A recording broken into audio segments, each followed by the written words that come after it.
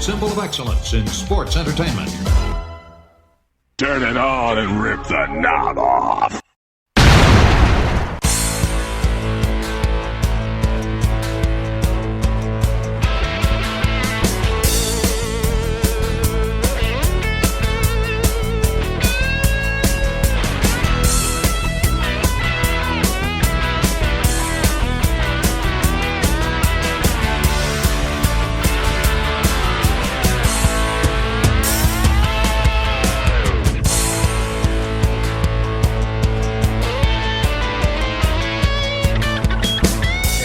Guys, and welcome back to the Wrestling Memory Grenade, episode number 106. We have now moved past November of 1987 in the World Wrestling Federation and straight into the month of December. Yes, indeed, guys, we're about to close out the year of 1987 over the next couple episodes of the Grenade. Just finishing up all the talk on the Survivor Series and the November 28th edition of Saturday night's main event. Saw a couple of big angles here last week on WWF TV as well, closing out the month of November. Greg the Hammer Valentine now going solo with new manager Jimmy Hart, seemingly injuring the knee of one former partner, Brutus the Barber Beefcake. But the big angle, and it begins, guys, Ted DiBiase, the $1 Million Man, has announced his plans of purchasing the WWF World Championship from the current champion, Hulk Hogan. Can't wait to see how that plays out over the course of the rest of the year here. And this week, it's going to be all about December news here for 1987 of the World Wrestling Federation. Also going to be taking a look at all the show results over the course of the month of December, along with something like somewhere around 24 sound bites thrown in here of a myriad of localized promos. Can't wait to get to all of that. But before we get there, just a friendly reminder, you guys can listen to the Wrestling Memory Grenade and all of our sister shows here at the WrestleCopia brand, talking about Monday Warfare, the battles within, all about the Monday Night War between Raw and Nitro, WWF versus WCW. And of course, don't want to forget the Regional Wrestling Podcast, where we talk the territories. In the past on that show, we've had names like John McAdam and the former Ring of Honor owner, Kerry Silken, on the show. Currently, it's Jamie Ward and Roman Gomez, both on the show. Well, not at the same time. Jamie and I discussing Georgia Championship Wrestling 1981. Roman on the show talking all about the UWF, Bill Watts' UWF in 1986. Plus, yes, coming very soon, it's the Wrestling Stoop Podcast with wrestling legend Bob Roop. Getting all of our ducks in a row. Plan to record our first show this week, guys, so be on the lookout for that. And you can listen to all of those shows and more, all part of the WrestleCopia Podcast Network, located over at WrestleCopia.com. That's WrestleCopia.com, and anywhere your podcast streaming needs are met, from Apple to Spotify, Google, and beyond. And be sure to follow me on social media, guys. You can follow me on X, the former Twitter. You can follow me there at Wrestling Grenade. That's at RASSLIN Grenade. Also, follow and like me, Facebook.com/Wrestling Grenade. Follow me on social media for all the latest goings on here at the WrestleCopia Podcast Network. And make sure you subscribe to my YouTube channel as well, guys. You can find me there, YouTube.com/Wrestling Grenade. Over 500 videos right now on my YouTube, including the most recent 3 episodes of The Grenade Show. Just dropped episode 105 earlier this week, featuring 700, somewhere around 700 pictures of that week in WWF history. So lots of fun pictures to look at while you're listening to the show if you're a big YouTube listener. And last but certainly not least, asking you guys if you got a couple bucks laying around, burning a hole in your pocket, sitting in that PayPal account. Perhaps you're looking to subscribe, maybe back that next up-and-coming podcast brand. Why don't you guys think about making it WrestleCopia? And you can head over right now and check it out. I'm talking about patreon.com/WrestleCopia. That address again, patreon.com/WrestleCopia. The $5 all-access tier. All sorts of gifts there for just $5, including all of my insanely detailed book-like show notes, talking pages and pages of show notes for every episode of The Grenade, Monday Warfare, and the Regional Wrestling Podcast. You also get early access to many of the podcasts here on WrestleCopia, where you can listen days and sometimes as much as a week earlier than the rest of the listeners. Plus, remastered versions of the earliest episodes of The Grenade Show, covering the 1989 NWA project. Yes, I've enhanced the sound quality, but I also went back and added new content and conversation that was originally edited out of the initial broadcast due to time constraints. I put it right back in the show. But that's not all, guys. You also get digital downloads for your viewing and reading pleasure, bonus random video drops, and of course, the Patreon exclusive watch-along series, covering many past WWF and WCW pay-per-views, Coliseum videos, Saturday night's main events, Clash of the Champions, and so much more. And guys, you get all of that for the low, low price of $5. And if that wasn't enough, Patreon moving on with the times, helping us, the brand, make your experience even more fun as part of Patreon, becoming a patron here. And what I'm talking about right now is Patreon has added a collections area, allowing me to take the different gifts and place them in their own folders, easier for you to find. So yes, now there's a digital downloads folder, a Patreon exclusive watch-along series folder. It's very easy to go in and find exactly what you're looking for, guys.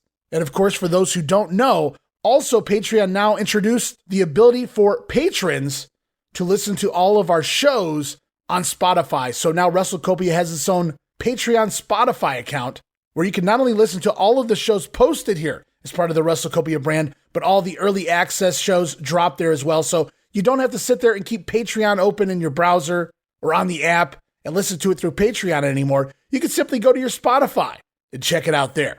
Lots of good things going on right now with the Patreon brand. And that brings me back to that $5 all access tier, guys. No subscription, cancel anytime. Show your support. Give it a try for a month. I think you'll like all the content that I offer there. Lots of digital downloads coming this week, guys, so stay tuned for that. And every penny you guys give goes right back here into paying the bills at the WrestleCopia Podcast Network. So please help me keep all of these shows up and running for the months and the years to come.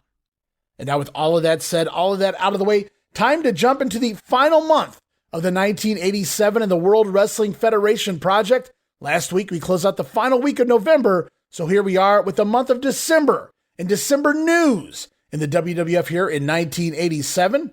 And sound the alarm, the Slammies are coming. Yes, it's the 37th annual Slammy Awards. Taking some liberties there with the 37th annual, by the way, guys. The Slammies scheduled to air in your market December 19th from Caesars Palace, Atlantic City, New Jersey. No doubt Gorilla Monsoon going to have himself a fun time at the blackjack tables there in New Jersey, as they will be in Gorilla Country. Now, the Slammies going to air December 19th, actually going to be taped December 16th, then edited down to fit a 2-hour window that they've slotted for on TV, and I, for one, cannot wait to get to that show. Also, we touched on it at the end of last episode. We touched on it here at the beginning of this episode. But as we closed out the month of November, the $1 Million Man, Ted DiBiase, proclaimed he plans to purchase the WWF title from current champion Hulk Hogan. Well, guys, get ready for a wild ride with that storyline all the way in to WrestleMania 4. We've got that to look forward to as the weeks continue on here. The build continues. Ted DiBiase, Hulk Hogan, Andre the Giant. We know what that leads to. Like I said, WrestleMania 4. Can't wait for all of that, guys. And speaking of the Hulkster, way back in the summer, the WWF came down with a new no blade job policy within the company, if you guys recall, meaning no more bleeding in the matches here in the World Wrestling Federation. However, it would seem Hulk Hogan has gotten the okay, though who's going to tell him no, to gig himself in select markets anyway, in matches versus the one-man gang, with at least 2 of those markets being the Meadowlands on December 13th, as well as the Richfield Coliseum here in the month of December as well. I do what I want to do, dude. And in more Hulk Hogan news, it's reported he will finally be taking a sabbatical from the wrestling ring following WrestleMania 4 through at least the month of June in 1988 to finally film his next movie, which, yes, guys, you got it right. I'm talking about No Holds Barred, going to be filmed here in 1988. Now, if you recall, at least in The Observer, the rumors were swirling that Hogan was taking time off after WrestleMania 3 to film his next movie venture, but it will indeed be after WrestleMania 4, which explains a lot of things moving forward here right now. Politics, brother. And lastly, while we're still in the Hulk department of the program, I believe it was somewhere around WrestleMania 3 that I reported that Hulk Hogan and wife Linda lost their first child early on in her pregnancy, but news now is that Linda Balea, aka Linda Hogan, once again pregnant and will expect to give birth to their first child. It'll happen May 5th, 1988, a daughter by the name of Brooke. And now you know the rest of the story. Now, also at the end of last Grenade, we talked about the Saturday night's main event ratings from November 28th, drawing an 11.3 rating and that 30 share. which puts it among the 3 highest rated shows in that time slot in the history of television. Not wrestling, guys, in the history of television. Well, that same weekend, WWF's syndicated package, Superstars Wrestling Challenge, also drew an 11.5 rating, which Meltzer says, to his knowledge, is the best rating that the package has ever garnered for a single weekend, placing it 3rd in the national syndication standings, only behind Wheel of Fortune and Universal Pictures' debut network, whatever that is. So the WWF falling just behind Wheel of Fortune and most watched TV program on the syndicated package. The rating would basically indicate that approximately anywhere between 10 and 14% more viewers were watching the WWF that weekend than in any normal weekend. So yeah, things are really starting to take off here, heading into the new year. Also, as I looked ahead, based on upcoming house show results, it would seem the WWF has had to cancel several house shows due to poor advances, particularly all in the Midwest region, as Vince McMahon and company has also come down with a system for fining their superstars now for not following proper protocol, if you will. Wrestlers now being fined for dress code violations, arriving late to buildings, no showing events, that one makes sense, and whipping opponents into the guardrail. Don't need lawsuits, pal. So Vince McMahon taking the way of Cowboy Bill Watts, starting to fine his superstars for very different reasons. Now, in the comings and goings department, nothing new to report right now as far as headed in, but that will change fairly soon. I've got some good news, or is it bad news? But we're not there yet. However, leaving the company by January are the likes of Mr. Wonderful Paul Orndorff, who has already given his notice. And as we know, Orndorff going to take a couple years off from the ring, but he will return for a good chunk of the early and mid-1990s. Also gone very soon is King Kong Bundy, going on a sabbatical for Hollywood and commercials. I say sabbatical, but it's more like, see you in 7 years, King Kong Bundy, at least in the WWF. Also, it appears the World Wrestling Federation has had their final straw with one Billy Jack Haynes after the recent plane ride where Haynes proclaimed that he basically died on the plane, had to be resuscitated, he says, by Dino Bravo. Not really sure where the truth and fabrication falls in all of that, but there was clearly an incident, maybe 2 incidents recently with Mr. Haynes. So Billy's days also numbered. He's going to also disappear from the company in the early part of January here in 1988. Now, in the Observer, there were reports that Big John Studd was planning a return around this time in an upcoming Huntsville, Alabama TV taping. But it's going to be another year before we see Studd back to the WWF as part of Royal Rumble in 1989. And I touched on this as part of the Survivor Series 87 episode of The Grenade, but Dangerous Danny Davis going to be missing a few weeks of house shows here, starting right after Thanksgiving time. And as I had speculated then, back at the Survivor Series, it appears that Davis does indeed have a knee injury that he's working through. But Danny going to be all over TV here in December. Maybe not with the best utilization, but he will be on TV nonetheless. And angle alert, guys. Rumors are swirling that the Islanders will now be feuding with the British Bulldogs moving forward. That could be fun. And the storyline to get this one out of the gate? Bobby Heenan and his Islanders kidnap Matilda. Well, on second thought. And lastly, save the best piece of news for last here. The promotion war is going to continue, guys. Yes, even more shenanigans ahead in the WWF versus Jim Crockett promotion saga. After the recent Survivor Series Starrcade fiasco on pay-per-view, Jim Crockett already planning another pay-per-view in January, no less. The kicker? Bringing it right into WWF country at the Nassau Coliseum in New York. Now, how will Vince McMahon counter this event, you may ask? Well, by promoting a free TV special, which will wind up airing on the USA Network on the same day at the same time. That event titled The Royal Rumble. Yes, the Royal Rumble will make its USA Network debut in January 1988 to counteract Jim Crockett's pay-per-view, The Bunkhouse Stampede. And oh, by the way, guys, Titan also running their own Bunkhouse Battle Royals in select markets to oversaturate the matchup before JCP can shill it for pay-per-view. The WWF even going to have their own Bunkhouse Battle Royal earlier in the month of January at the Nassau Coliseum as well on January the 3rd. So Take that, Mr. Crockett. So things getting fun there in the war between Vince McMahon and JCP as we close out the news and we head into December results, guys. And as always, I encourage everyone to head on over to the historyofwwe.com and click on 1987 house show results. Scroll down to December, scroll along with me. Now, some of my results differ a little bit from their website. Maybe I have results where they don't, or maybe they're a little altered. And that's because I've been collecting results for over 30 years myself. So in many cases, I use my own results, and where I don't have results, I use some of theirs as well. So the best thing to do, if you guys want to read along with me, see what I'm seeing, head on over. Great site there by Graham Coughlin and, of course, Richard Land, thehistoryofwwe.com, December of 1987. Scroll down to the bottom, scroll along with me, have some fun looking at the matches. Of course, I don't touch on every house show, but I do touch on the majority and a lot of sound bites coming from the Boston Garden, Spectrum, MSG, and more. So stay tuned for those, guys, as we get rolling with December 1st in Phoenix, Arizona at the Veterans Memorial Coliseum. It's the Islanders over JYD and Koko Beware, now a sometimes tag team, at least to close out the year. So the Islanders over the Dog and the Birdman.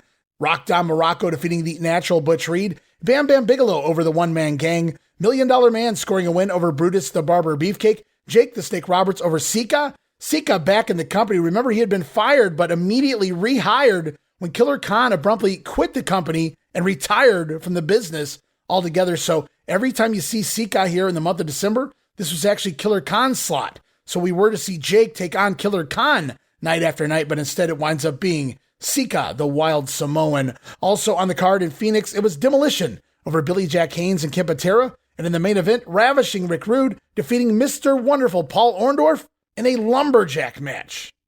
As we move on to December the 2nd, sticking in Arizona, Tucson, Arizona this time around, is Special Delivery Jones over Steve Lombardi. Islanders again defeating JYD and Koko Ware. George Steele and Sika battling to a double disqualification. It's Don Morocco over Natural Butch Reed. Beefcake defeating the Mighty Hercules. Demolition once again scoring a win over Billy Jack Haynes and Ken Patera. The $1 Million Man over Jake the Snake Roberts. Bam Bigelow scoring a win over One Man Gang. Ravishing Rick Rude again downing Mr. Wonderful Paul Orndorff in the main event of Tucson as we roll on to Odessa, Texas, December the 3rd at the Ector County Coliseum. SD Jones over Lombardi. George Steele and Sika again to a double countout this time. It's Demolition defeating Billy Jack Haynes, Ken Patera. Bam Bigelow over the Gang. $1 Million Man defeating Jake the Snake Roberts. Brutus Beefcake once more over the Mighty Hercules. Closing out the night, the Islanders continue their winning ways over the JYD and Koko Beware. Been fun following that house show selection. And we're going to see the same card again the following night at the Tingley Coliseum, December the 4th, in front of just 3,200 fans. That's in Albuquerque, New Mexico. Same matches, except a little change up here in Albuquerque. For those scrolling along, you can see the Hart Foundation have now joined this troupe. It's Bret Hart, Jim Neidhart scoring a win over George the Animal Steele and the Birdman, Koko Beware. Also on this card, headlining once again, it was Rick Rude over Mr. Wonderful Paul Orndorff. Rest of the card looks pretty much the same as the ones before it. So we move on to Pittsburgh, Pennsylvania, the Civic Arena, December the 4th, in front of 4,400 fans. Going to see the Ultimate Warrior defeat Iron Mike Sharp. It's Hercules over Outback Jack. Dino Bravo now singles, pinning Hillbilly Jim. Junkyard Dog scoring a win over Bill Dixon. Wonder who he was subbing for there. Also, IC champion Honky Tonk Man over the Macho Man on a countout. The Bulldogs score a win over the Bolsheviks. Jake the Snake Roberts over the Mighty Sika. Hacksaw Jim Duggan picking up a victory over the King Harley Race on a countout. And the main event of the night, Tag Team Champion Strikeforce scoring a win over their rivals, the Islanders. So a couple of title matches there in Pittsburgh and only 4,400 fans. As we head all the way over to the West Coast, December the 5th, Los Angeles, California at the Sports Arena. SD Jones over Steve Lombardi. Greg the Hammer Valentine scoring a win over Koko Beware. Ooh, listen to this one. Ted DiBiase in the ring with Ricky Steamboat. DiBiase is going to score the win there on a countout. From there, it's Hacksaw Jim Duggan over the King Harley Race. Demolition continuing to down Patera and Haynes. Don Morocco over the Natural Butch Reed. Hart Foundation over the team of Brutus Beefcake and George the Animal Steele. That would have been interesting. And in the main event of the night, it was IC champion Honky Tonk Man battling Brutus the Barber Beefcake to a double disqualification. And we leave SoCal for NorCal, if that's a thing. Talking about San Francisco, California, and the Cow Palace. December the 5th in front of 7,500 fans. Again, S.D. Jones over Lombardi. Greg Valentine defeating Coco Beware with that figure 4. It was Don Morocco this time battling Butch Reed to a double disqualification. $1 Million Man pinning Ricky the Dragon Steamboat there in the Cow Palace. Hart Foundation over the team of Brutus Beefcake and George Steele. Neidhart pinning Steele after hitting him with a steel chair. Oh, the irony. Steele hitting Steele. From there, it was the Demos, once again scoring a win over Patera and Billy Jack Haynes. Mr. Fuji interference, blasting Haynes with his cane, allowing Demolition to pick up the win. From there, Hacksaw Jim Duggan once again over the King Harley Race. And in the main event of the night, it was the Macho Man, this time going over on IC champion Honky Tonk Man on a countout. Randy Savage pulling the wig off of Peggy Sue here in this one, revealing it to be the sensational Sherry. Once Peggy Sue was revealed, both she and champion Honky Tonk fleeing ringside.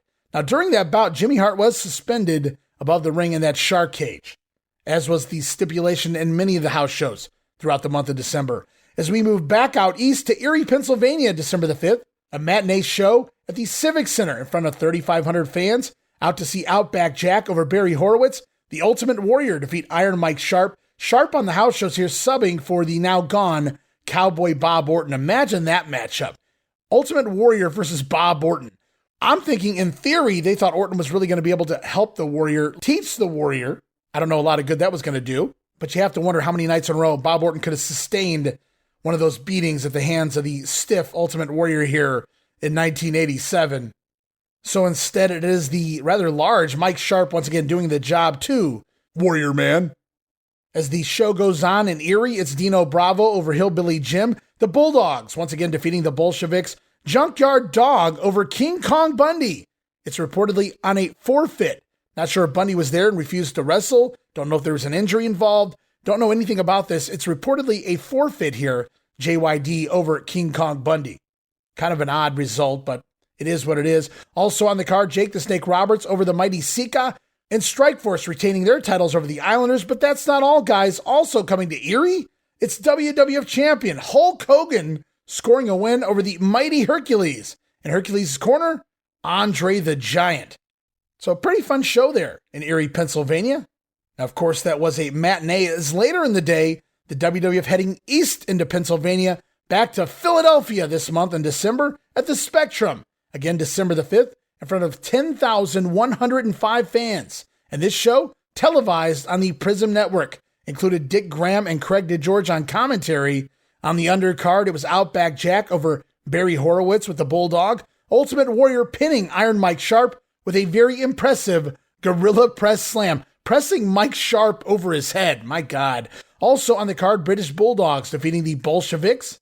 And I talked to you guys about having a bunch of sound bites queued up here this week for a lot of these house shows, including this Spectrum card right here. Well, up next, it's the newly single, if you will, Dino Bravo, no longer a part of the new Dream Team with Greg Valentine. Dino Bravo scheduled to take on Hillbilly Jim here. But that's not the big news. The big news is we head backstage. Cal Rudman standing by with Dino Bravo and his brand new manager, Frenchie Martin. And I have Dino Bravo on my right, who's going to fight Hillbilly Jim. Now, something interesting has happened. Dino Bravo has a new manager, Frenchie Martin.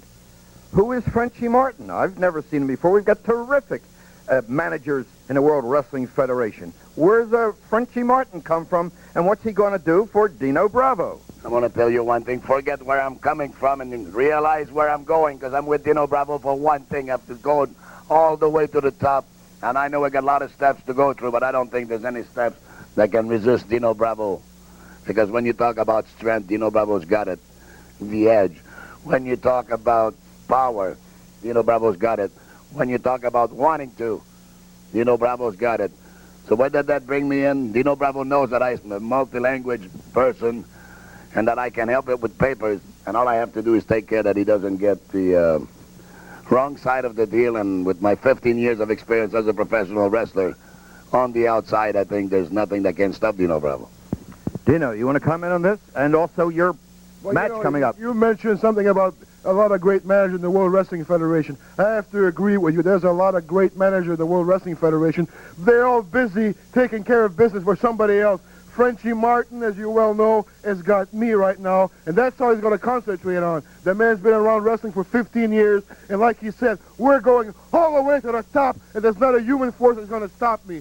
I got Hillbilly Jim, you know, he's a big stud, there's no doubt about it, 6'8", over 300 pounds of muscle, but nothing upstairs. And tonight in the Spectrum, I'm going to show him what it takes to be a great wrestler. You need strength, you need a lot of stamina. We also need a brain that functions inside that skull, Hillbilly Jim, and tonight I'm going to whack you silly and beat you right in the middle of that ring.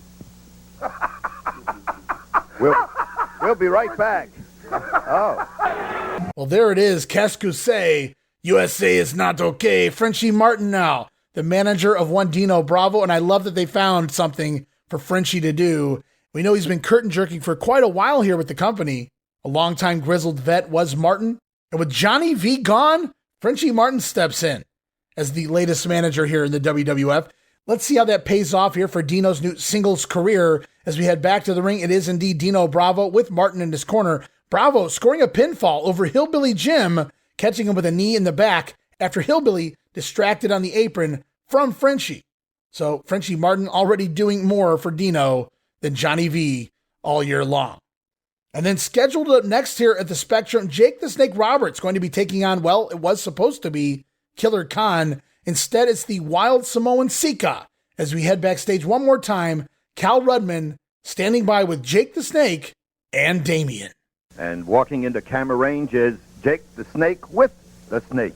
Yeah. How you doing, Jake? Oh, I'm doing fine. How about you? You're not scared of snakes, are you? I'm not scared of snakes. I have something to ask you on behalf of all the fans, because I take you and the fans take you very serious as a wrestler, in spite of the snake. Oh, yeah. But what we want to know from your mouth is just what are your sights in the World Wrestling Federation? What are your goals? What are your aims? Where are you heading? Well, I'll tell you something. Everybody's got dreams. Unfortunately, for me, and unfortunately for those that face me, my dreams usually turn out to be somebody else's nightmares. I mean, after all, whenever I lock up with somebody in that ring, they realize real quick they can feel the disease that is running through the veins of my body. Moment by moment, they can feel it. They can feel that relentless obsession that I have to be what I want to be the very best, to be different, to be an innovator and not an imitator, man, to do what I want to do. Well, I tell you something, I'm not the kind of guy that goes out and buys a used car. If I want a home, I build a home. I don't get somebody else's used trash. So for me, there's only one thing to do, and that's to keep moving up, to keep going, to take every test that I can, every test that I have to get to be what I want to be. That's simply the very best that there is to offer. I've got the best finishing maneuver in wrestling today in the DDT, and I've got Damien for companion. And what else would a man need? I mean, you think about it, huh? Everybody needs a little snake every now and then. Don't you wish you had... Boy, that is tough. We'll be right back.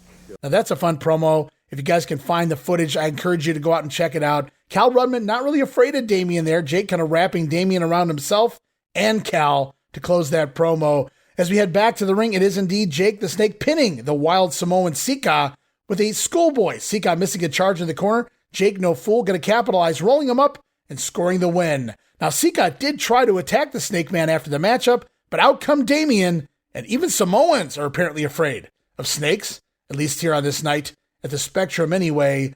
As the show goes on, it was the tag team champions, Strikeforce, over the team of the Islanders, Rick Martel pinning Tama with a sunset flip. From there, it's the Mighty Hercules defeating the Junkyard Dog on a countout. Herc and Dog battling it out on the outside. Hercules thrown back in the ring just in time to beat the count. The Dog basically beating himself, launching Herc back inside, but Dog not able to beat the count himself. Hercules scoring a countout victory there. And as the show goes on, we got a WWF Championship match slated. It's Hulk Hogan scheduled to take on this man, the one-man gang, who is standing by with his manager, the Doctor of Style, Slick. And history could be made as we introduce Slick and one-man gang. Slick, of course, the manager.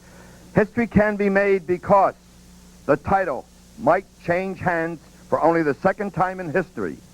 Hulk Hogan, well, he's got to face somebody the likes of whom he's never faced before. What do you say, Slick? Well, the second time in history here at the Philadelphia Spectrum.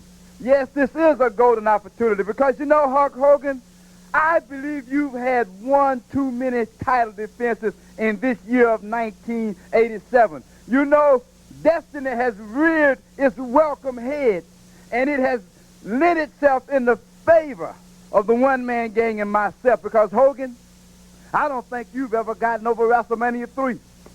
I don't think you're up to the task tonight, Hogan. I don't think you have what it takes to step in the ring with 6 feet 9 inches, 483 pounds of fighting fury.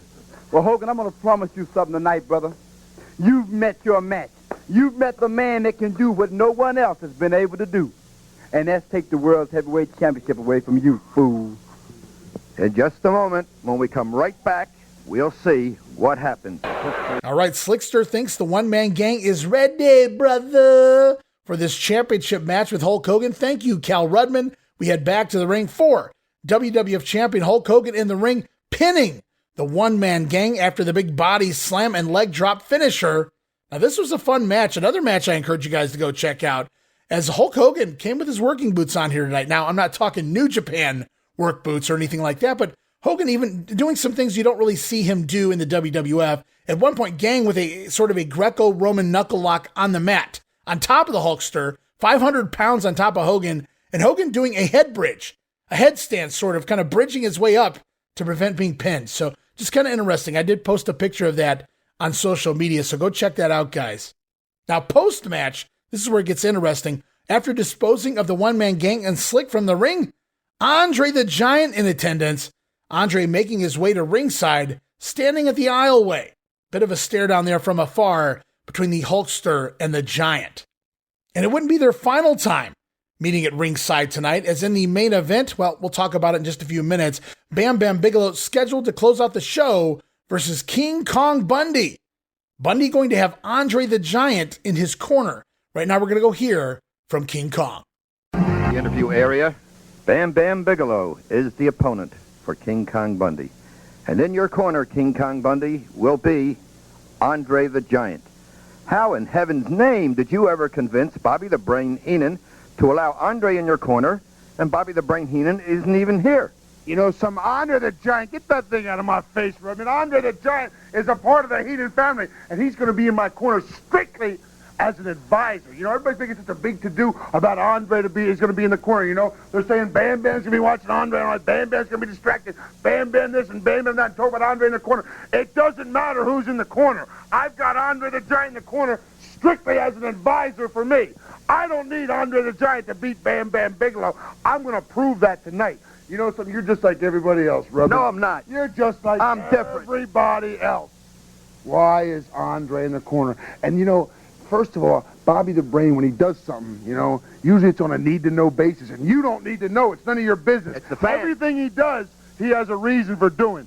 All right, Bundy having a little fun there with Cal Rudman as we head back to the ring for Stand Back begins to play. Bam Bigelow to the ring here, which is kind of weird because Bam Bam has his own music, but whatever. Vince McMahon's tones here at the Spectrum. Going to see Bam Bigelow out with manager Sir Oliver Humperdinck to score a win over King Kong Bundy with Andre the Giant in his corner. Now, Andre played a little bit of a part in the matchup, got involved attacking Bam Bam on the floor at one point, but we would then see WWF champion Hulk Hogan return to ringside to counteract the Giant, which caused a distraction with Bundy long enough for Bigelow to launch himself with a headbutt into Bundy, scoring the surprise 1-2-3.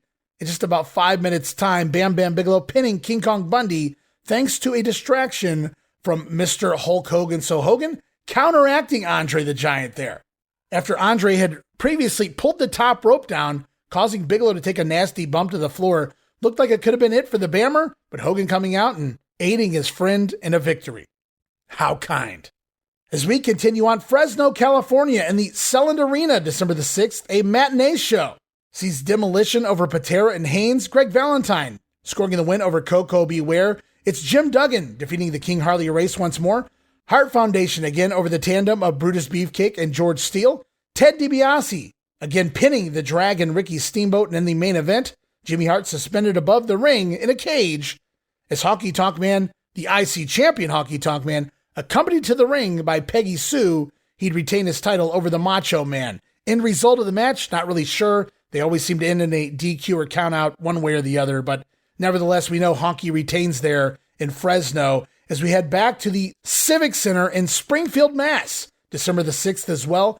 1,700 fans here to see Outback Jack over Barry Horowitz, the Ultimate Warrior again defeat Iron Mike Sharp, the Bulldogs over the Bolsheviks, Dino Bravo again pins Hillbilly Jim, Bam Bigelow over King Kong Bundy, Jake Roberts scoring a win over Sika. Hey, this is very familiar to the Spectrum show. Except, well, no Hulk Hogan. Oh, and one change here. It's JYD this time defeating Hercules on a disqualification. In the main event, the Strike Force retain their titles over the Islanders in a lumberjack match.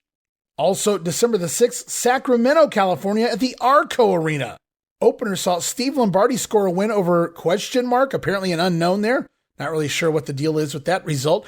But also on the card, Greg Valentine over Coco Ware. Butch Reed defeating Don Morocco. $1 Million Man over George the Animal Steel. Demolition again over Patera and Haynes. Jim Duggan defeating the King Harley Race. And here's a fun main event. Unique matchup only to Sacramento. 6-man tag team action sees the Macho Man Randy Savage team with Ricky the Dragon Steamboat and Brutus the Barber Beefcake. All partners at the Survivor Series. It's Savage, Steamboat, and Beefer scoring a win over IC champion the Honky Tonk Man and the Hart Foundation. Now, if you thought Honky did a job here, you'd be wrong, guys. Instead, it was the Macho Man pinning Jim the Anvil Neidhart in that 6-man encounter. As we move up a day to December the 7th, Landover, Maryland at the Cap Center. 11,000 fans out for a Saturday night's main event taping, going to air in the early part of January 1988. Some of the dark matches on the show featured Dino Bravo again pinning Hillbilly Jim, the Islanders scoring a win over the British Bulldogs. Here's an interesting one, and we'll talk more about this as we head into the new year. It's Ravishing Rick Rude pinning the Junkyard Dog. Now, there were some shenanigans involved there, so JYD challenging Rude to an immediate rematch, for which the dog wins, defeating Ravishing Rick. How about that? Go JYD. Also in a dark match, King Harley Race finally scoring a pin, pinning Hacksaw Jim Duggan after hitting him with a foreign object. Also that night on the card, Ultimate Warrior over Iron Mike Sharp and the Macho Man Randy Savage defeating IC Champ Honky Tonk Man on a DQ in a lumberjack match after the Islanders get involved. Well, that would have been interesting to see Savage in the ring with the Islanders. Now remember, guys, this was a Saturday night's main event taping going to air January 2nd here on NBC, featuring a major angle between the WWF champion Hulk Hogan and Andre the Giant, and we'll talk more about that when we get there. But for now, we roll on. Tampa, Florida, the Sundome, December the 9th, a Superstars taping as well that day. Dark matches see Don Morocco over Dusty Wolf, Mr. Wonderful Paul Orndorff in the ring with Ravishing Rick Rude. You have to think maybe Rude went over there. Also, IC champion Honky Tonk over Randy Savage on a countout. Tag team champion Strike Force defeating the Hart Foundation. And WWF champion Hulk Hogan pinning the one-man gang. So all three titles on the line there as part of the Superstars taping in Tampa. And then the following day, December the 10th, Fort Myers, Florida at the Lee Civic Center, it's Wrestling Challenge tapings. And in a dark match, Bam Bigelow scoring a win over the one-man gang, and a whole lot of matches taped for upcoming episodes of Primetime Wrestling All-American Spotlight. Many of the matches included Jake the Snake Roberts over IC champion Honky Tonk Man on a DQ. I believe we're going to see that on Primetime. I know it also airs on an upcoming Spotlight. Also, matches that will air on Primetime, talking about Hacksaw Duggan over Rex King, King Harley Race defeating Jim Evans, the Islanders scoring a win over Tag Team Champion Strike Force on a countout. That's coming up on the December 21st edition of Primetime. Islanders picking up that big win over the Tag Champ Strike Force. Again, on a countout, titles did not change hands. Also part of the Wrestling Challenge TV taping, a squash match with a little angle at the end, going to air at the end of the year on All-American Wrestling. Billy Jack Haynes and Kim Patera scoring a win over Van Horn and Iron Mike Sharp. But after the bout, Demolition come out ringside attacking Haynes and Patera, but the babyface is going to clear the ring with Fuji's cane. So at this point, the feud will go on into the new year between the Demos and Haynes and Patera. And closing out this challenge taping, dark match main event sees the $1 Million Man Ted DiBiase defeat WWF champion Hulk Hogan on a disqualification. Brother. As then we are off to Houston, Texas, Sam Houston Coliseum, December the 11th. Only 2,000 fans, 2,000 plus fans. Just a shame out here in Sam Houston Coliseum. This event going to feature Bruce Pritchard, Mike McGurk, and Pete Doherty on commentary. Gotta love that trio. As we're a little light on the undercard here this time, but that's okay. The main event, very interesting. But again, only 2,000 fans out to see this one. Sam Houston over Dusty Wolf. Hercules pinning the Junkyard Dog. Demolition over Haynes and, Brady Boone. In fact, subbing for the injured Ken Patera. Patera is ringside, so not sure if his arm was acting up on him or what the issue was here. But Brady Boone, the quote-unquote cousin of Billy Jack Haynes, teaming with Haynes here. Demolition scoring the win nevertheless, even with Patera ringside. Also on the card, rematch from last time here in November. Ravishing Rick Rude, this time pinning Mr. Wonderful Paul Orndorff, using the ropes for leverage this time around. One Man Gang also scoring a big win over Brutus the Barber Beefcake. Then from there, remember the challenge was issued in November here in Houston. Challenge accepted as the tag team champions defend. Talking about Strikeforce defending those titles against the former champions, the Hart Foundation. And Strikeforce going to pick up the win by disqualification after Neidhart caught blasting Martel with one of the tag team title belts. Now Martel had the Hitman Bret Hart applied in the Boston Crab finisher. Neidhart not going to let his partner give up here, not going to submit. But the Hart's going to lose that match on a DQ. Also here in Houston, Ultimate Warrior over Iron Mike Sharp. Ricky Steamboat pinning the Outlaw Ron Bass. Greg the Hammer Valentine scoring a win over Ken Johnson. Ken Johnson, a well-known enhancement talent from the Texas area. He's subbing here for the Polish Power, Ivan Putski, who's already no longer with the company, maybe lasted about a month or so. This would have been sort of a homecoming here for Ivan Putski as well, but instead, it's Valentine picking up a quick win with his figure four leg lock over Ken Johnson. And in the main event, WWF champion Hulk Hogan pins the $1 Million Man Ted DiBiase. And at ringside with DiBiase, not just Virgil, but Andre the Giant as well. DiBiase winds up colliding with Virgil on the apron. Hogan with the schoolboy picking up the win. And it should be noted, Andre was sent to the back mid-match as he got involved tripping up Hogan from the floor. And much like Saturday night's main event, instead of calling for the bell, the referee forcing Andre to leave ringside to continue the match, leading to Hulk Hogan scoring the win there over the $1 Million Man. As we move on, December the 12th, Kansas City, Missouri, in the Municipal Auditorium for a matinee show of the Warrior over Iron Mike Sharp. Greg Valentine defeating George Steele on a countout. Ricky Steamboat again over the Outlaw Ron Bass. Hercules defeating JYD. Ravishing Rick Rude over Mr. Wonderful Paul Orndorff. It's Demolition over Billy Jack Haynes and Brady Boone once again. Tag team champion Strikeforce defeating the Hart Foundation on a DQ. And in the main event, once again, $1 Million Man Ted DiBiase accompanied by Andre the Giant. So Andre beginning to make the rounds. Maybe not in the ring, but he's on a lot of the house shows. It's DiBiase defeating Hulk Hogan on a countout after Andre's interference keeping Hogan out on the floor. Now that was just the matinee show in Kansas City. We move on later in the day. Also December the 12th, Kiel Auditorium, St. Louis, Missouri, 4,300 fans. Got to see the Ultimate Warrior over Iron Mike Sharp. Ron Bass battling Sam Houston to a time limit draw. That does not sound fun. Also, Greg the Hammer Valentine over George Steele on a countout. Hercules again downing the JYD. Demolition over Haynes and Brady Boone. Ted DiBiase back to pinning Ricky the Dragon Steamboat after a little help from Verge there at ringside.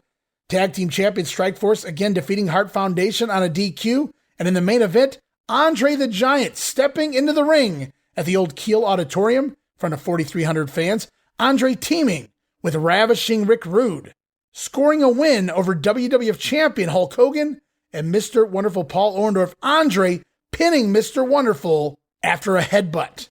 Now, as reports go, Andre spending less than a minute in the ring altogether in this matchup, but picking up the win there. Kind of a shocker. And another very unique match I would love to have seen. As we continue on, also December the 12th, Boston Gardens, Boston, Massachusetts, 13,000 fans. And you want to talk about sound bites, guys? I've got a ton of them queued up here for the Boston Garden show. Televised on the New England Sports Network, included Gorilla Monsoon and Nick Bockwinkel on commentary. Pete Doherty going to be joining them midway through the show. He's got a matchup to wrestle first. As we kick things off with the Young Stallions, Jim Powers and Paul Roma over the Conquistadors.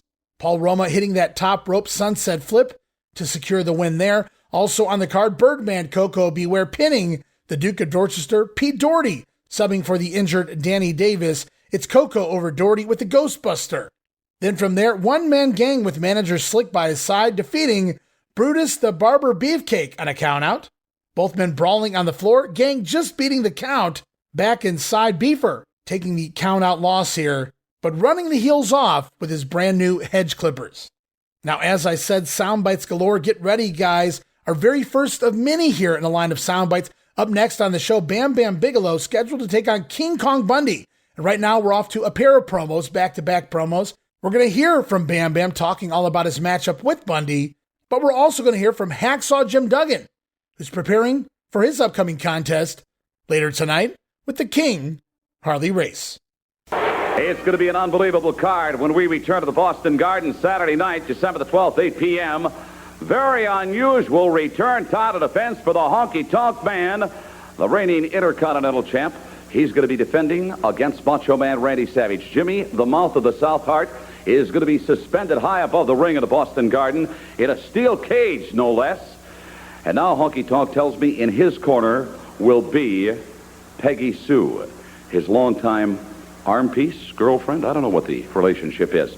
Come on in, Hacksaw Jim Duggan. You and I have got... I'm looking around, Jane. For Peggy Sue or for the King, Harley Race? Hacksaw may have some bad eyes, but I ain't looking that hard for Peggy Sue, that's for sure. I'm keeping my eye out for the King, Harley Race, because every once in a while you get a chance to get a hold of a weasel, pull him up real close where you get a good look at him, and you got somebody sneaking up from behind you. You got the guy that's supposed to be royalty. You got the guy that thinks he's a king, comes up, grabs my 2x4, and starts working me over. Well, let me tell you something, Harley Race. Hacksaw Jim Duggan's not a hard man to find. In the Boston Garden, I'll be standing in that corner looking for you.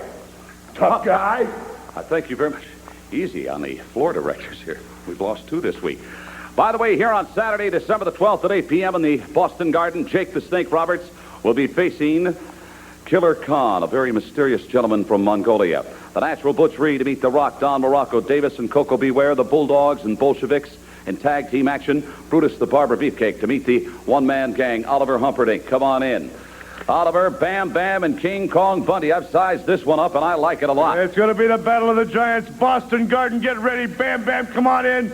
King Kong Bundy and Weasel Heenan take a good look at the Bammer, because we're coming for Bam. We're coming for big, bad Bundy. We're going to show Heenan and Bundy how bad this man is. Talk to him. All right, I'd be more than happy. You don't seem to be in the best frame of mind these days, Bam. Well, you know, everywhere I go, all I hear is Bam.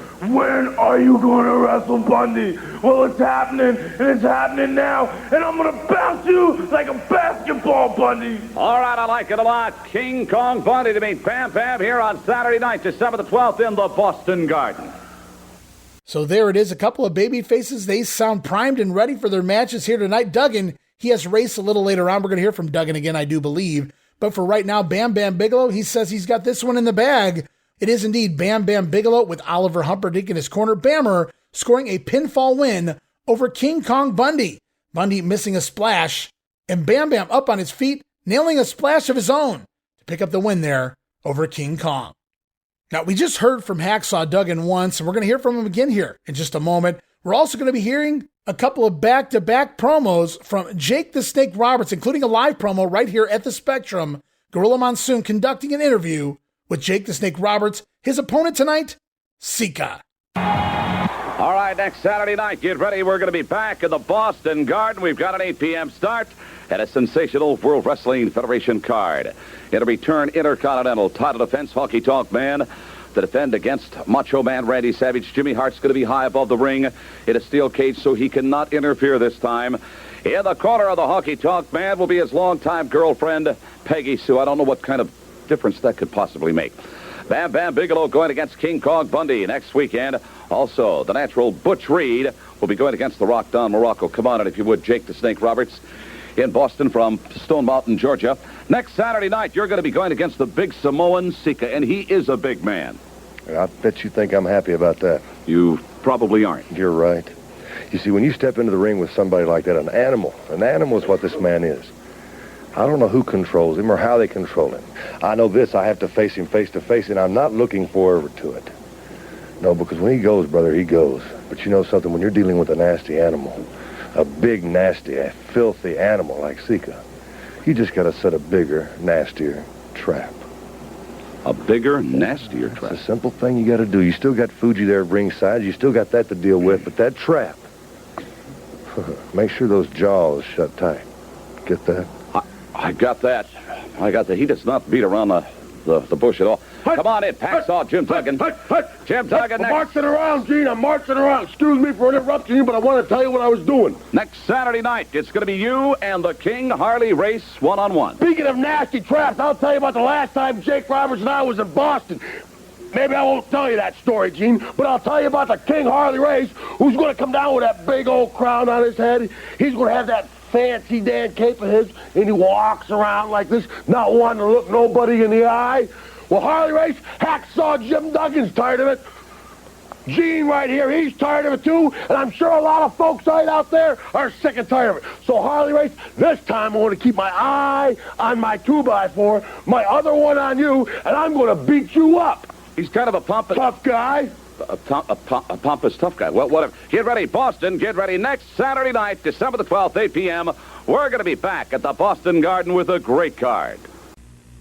Gorilla Monsoon here in the interview area in Boston Garden in Beantown here, where Jake the Snake Roberts faces a most unusual challenger in the big Samoan Sika. Dangerous individual, Jake. Got my hands full again. Oh, absolutely. There I go again, doing Absolutely. something I shouldn't do.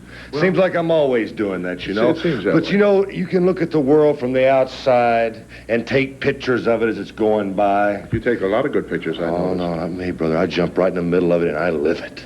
I don't want to sit and look at photographs, man. I want to be right in the middle of it, doing what I like to do.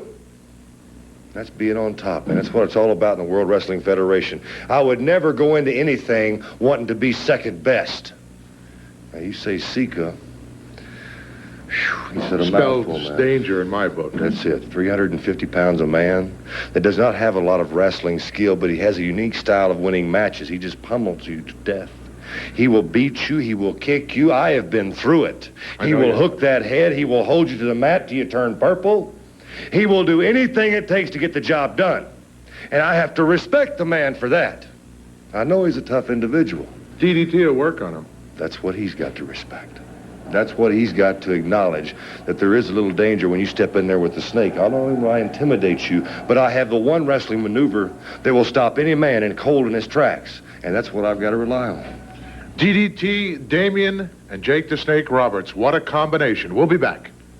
All right, and there it is. A very fun, very interesting dynamic seeing Gorilla interview certain guys, like a Macho Man, like a Honky Tonk Man, and most definitely like Jake the Snake Roberts there. I mean, not that Jake was giving him any shit, but Gorilla really took no shit from anyone when he was conducting interviews here. And he kind of steered this one where he needed to, as Jake is back and looking a little bigger than he was before his suspension.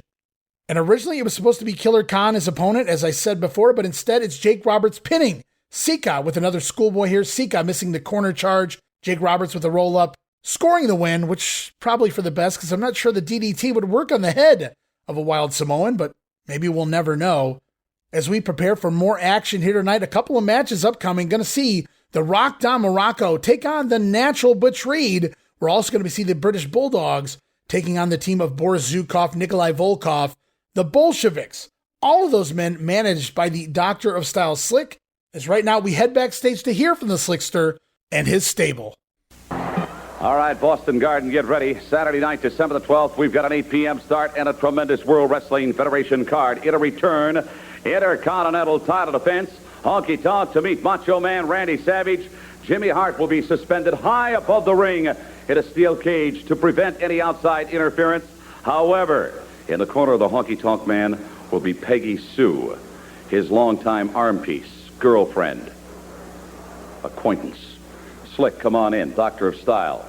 The Bolsheviks, your men here, Nikolai Volkov and Boris Zukov, are going to be facing former tag team champions, the British Bulldogs. That's right, and you said it exactly right, former. And they couldn't be former if they hadn't experienced defeat. So then we know they can be beaten. And if you guys think that these men are two dummies, then you can rest assured you're wrong. These are two smart men. This man's got a head on him, and so does this man. Right on, brother. We know, Nikolai Volkov, what happens to losers in the Soviet Union.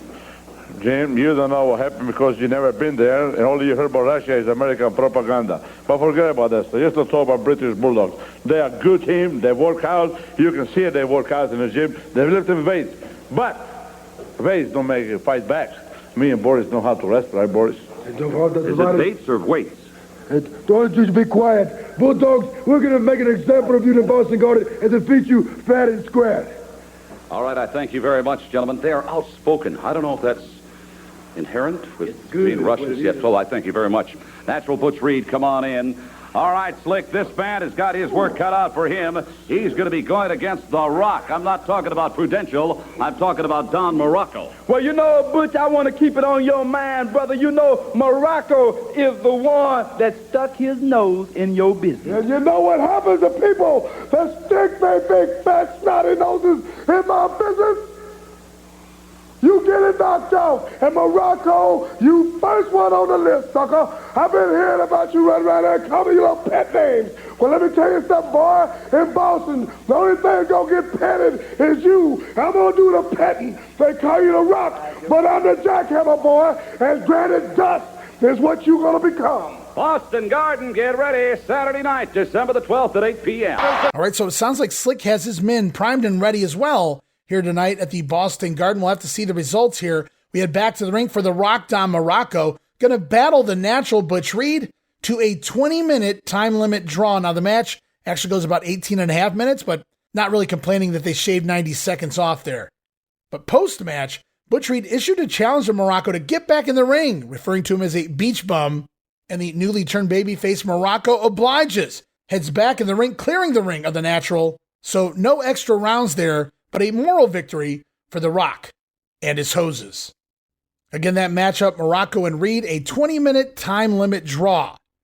We'll have to see how the Bolsheviks fare in the next matchup, and it is the British Bulldogs scoring a win over Nikolai and Boris, sorry Slickster, Davey Boy pinning Volkov after Davey Boy had scooped Volkov up for a big slam. Boris Zukov out on the floor tripping Davey Boy up as Smith tried to slam Volkov from the apron back into the ring.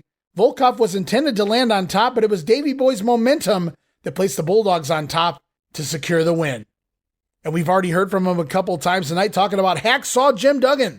He too will pick up a victory here tonight at the Boston Garden, defeating the King, Harley Race. A little tit for tat here. Duggan blasting Harley with his 2x4 behind the ref's back. Duggan going to steal the victory. And then in the main event, scheduled to see the Macho Man, Randy Savage, take on Intercontinental Champion, the Honky Tonk Man, with Jimmy Hart suspended high above the ring in a shark cage. And while Randy has Miss Elizabeth by his side, Honky Tonk Man, he has himself Peggy Sue. And this being the WrestleCopia brand, right now I bring to you a cornucopia of promos from both Champion and Challenger. Enjoy. Hi again, everyone. We are coming back to Beantown. Plenty of time to get your tickets. Saturday, December the 12th at 8 p.m. Should be a great World Wrestling Federation card. In a return title matchup, we're going to talk about this one in just a minute. Honky Tonk against Randy Macho Man Savage. A lot of other things to tell you about on that one. Also, Bam Bigelow will meet King Kong Bundy. Jake the Snake against Killer Khan. King Harley Race to beat Hacksaw Jim Duggan. The natural Butch Reed will be here. Don Morocco, the Bolsheviks. But I want to get to this matchup. I really enjoy this one. Jimmy Hart, you're going to be some 50 feet suspended in a cage above the ring. And that, of course, will prevent you from any interference. Let's put it that way. You know, why don't you get that big smile off your face? You're like all the people in the audience. It's not going to be 50 feet. It's going to be more like 500 feet above the ring. This is very dangerous for me. That little bitty rope that holds that cage, when they hoist me up, if that thing was to fall, I could be seriously injured. You're crazy if I'm going to get in there. Honky, I'm not going to get in that cage. We'll keep you from interfering. Don't you worry, Jimmy. When the Honky Tonk Man gets to Boston Garden, when I'm there and I'm looking up there at all the signs, I think about the greatest basketball player that plays there of all time. I'm talking about Larry Bird. And when you think about professional wrestling, you think about the greatest intercontinental heavyweight champion of all time, you're thinking about the Honky Tonk Man. And I've got something for Boston Garden. I've got something for you, Jimmy Hart. I've got something for you, Randy Savage, and you, Elizabeth. I've got the greatest girlfriend in the world. That's right, Peggy Sue. My girlfriend Peggy Sue will be at ringside with the Honky Tonk Man. Yes, sir. Whoa, wait a minute. Hold on a second. According to what I have seen, anyway, Peggy Sue has what color hair? blonde hair and blue eyes. I thought I saw some pictures. I thought the person who would be ringside was a brunette. And of course, I'm referring to Sensational Sherry, who is not just a girlfriend. She is no, not she's the gonna world be there. champion. It's gonna be Peggy Sue, my girlfriend, because she is the only one I can trust now with Jimmy Hart suspended 500 feet above ringside. It's not any Sherry Martel. It's not a brunette. It's blue eyes and a ponytail, a blonde ponytail at that. That's gonna be Peggy Sue. ringside. She'll be at ringside because I know she'll keep her eye on Well, if Elizabeth. that is the case, Elizabeth will have nothing to worry about. However, if it is Sensational Sherry, look out, and certainly the Macho Man will be looking out. Saturday, December the 12th, 8 p.m., Boston Garden. All right, hi again, everyone. We are coming back to the Boston Garden Saturday, December the 12th, 8 p.m. I know my good friend, broadcaster Sean McDonough, will be making his way out to the Garden for a terrific night of World Wrestling Federation action. Bam Bigelow will meet King Kong Bundy, also Jake the Snake, to take on Killer Khan. The Natural Butch Reed will meet Don Morocco. What about King Harley Race? Well, Hacksaw Jim Duggan will get his shot at Harley Race after what Harley did to him a couple of weeks ago with that 2x4. Danny Davis, Coco Beware, the Bulldogs, the Bolsheviks, Beefcake, One-Man Gang, and, of course, that very interesting return matchup for the title. Honky Tonk Man against the Macho Man Randy Savage. Jimmy Hart will be 30, 40 feet above the ring, and it will be, I don't care what Honky Tonk says, it will be Sensational Sherry in Honky Tonk's corner, that thing where he's... I'm reaching past Jimmy Hart all the way up, lightning bolts from the sky, yeah. Bringing it down all the way to the Boston Gardens, yeah. A specific and undesirable, yeah.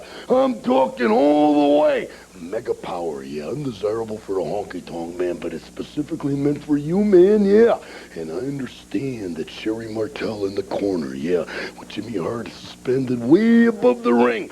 Beantown could not answer to the Macho Man Randy Savage. If I didn't take the beaner, yeah, you Honky Tonk Man, and bring you from one end of the building all the way to the other end of the building, because I predict after the Boston Gardens, yeah, it's going to be like the Lakers versus the Celtics, but multiplied by 10,000 times, because I'm leaving the Boston Garden with not only the Intercontinental Heavyweight Championship belt, but the ladies Heavyweight Championship belt. Yeah, Sherry Martel, that finger is meant for you. Yeah, Macho Madness freaks all over the Boston area. That's a tough town, you know. Yeah. Tough. Beantown's tough, and so is the Macho Man Randy Savage. And every Macho Madness freak that goes into the Boston Garden knows that the Macho Man, yeah, realizes that Honky Tonk Man has set Sherry Martel after Elizabeth, so I don't need to know nothing else. All I need to know is that the time, yeah, 8 o'clock at night, December the 12th, Saturday night in the Boston Garden's gonna be one hell of a Macho Madness night. All right, that's the particulars. Macho Man against Honky Tonk Man, December the 12th, 8 p.m. at the Garden.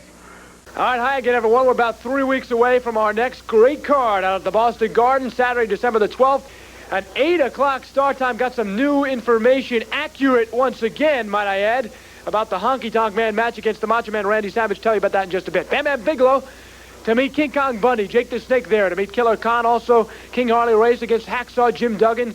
The Natural Butch Reed will be in town. Don Morocco, the Bulldogs, also Brutus Beefcake, and the One-Man Gang. And Jimmy Hart, you will be there, although you're not going to be ringside. You'll be, well, sort of a bird's eye view, if you will. Oh, real cute, real cute. 10,000 comedians out of work, and you're trying to be one. That's right. I'm going to be 500-600 feet atop of that Boston Garden in a little bitty steel cage hanging by a little string. I'll be looking face to face with all those Boston Celtic championship banners up there. Yeah. But Honky Tonk's got a plan.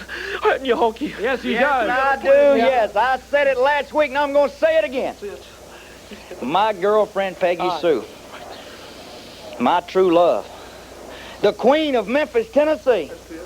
She'll be at ringside in the Boston Garden because she knows that Elizabeth is going to try to whisper, caress, kiss, hug, and all those other things that I know she wants to do to me. And my girlfriend, Peggy Sue, will make sure that Elizabeth stays where she belongs. Now, I want to tell all of my fans out there one thing.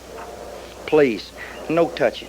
Do not touch Peggy Sue. It will upset the Honky Tonk Man to the fullest because she only gets touched by me, the greatest Intercontinental Heavyweight Champion of all time. And this is a return title. What's so funny now? Just wait. I thought we'd put this issue to rest. Sensational Sherry, I've talked with Jack Tunney. I've talked with World Wrestling Federation officials on this. I made sure I wasn't positive last week, but Well, I don't know what you're talking. Peggy Sue is not going to be ringside. She might be in the ring. She might be on the outside or somewhere. She's not going to be there.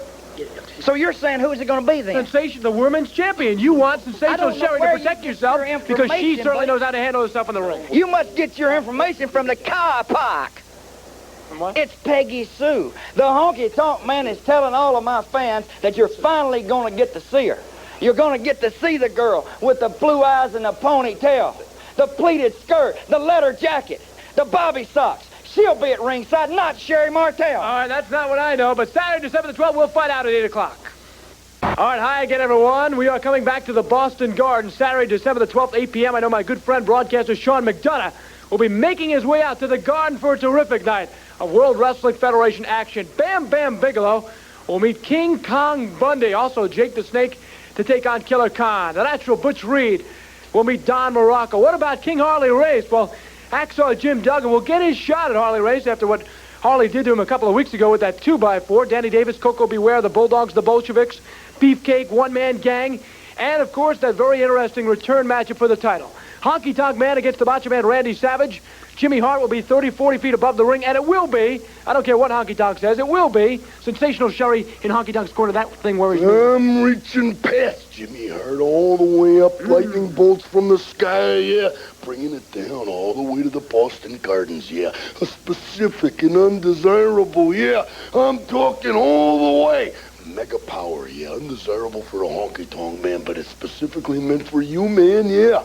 And I understand that Sherry Martell in the corner, yeah, with Jimmy Hart suspended way above the ring.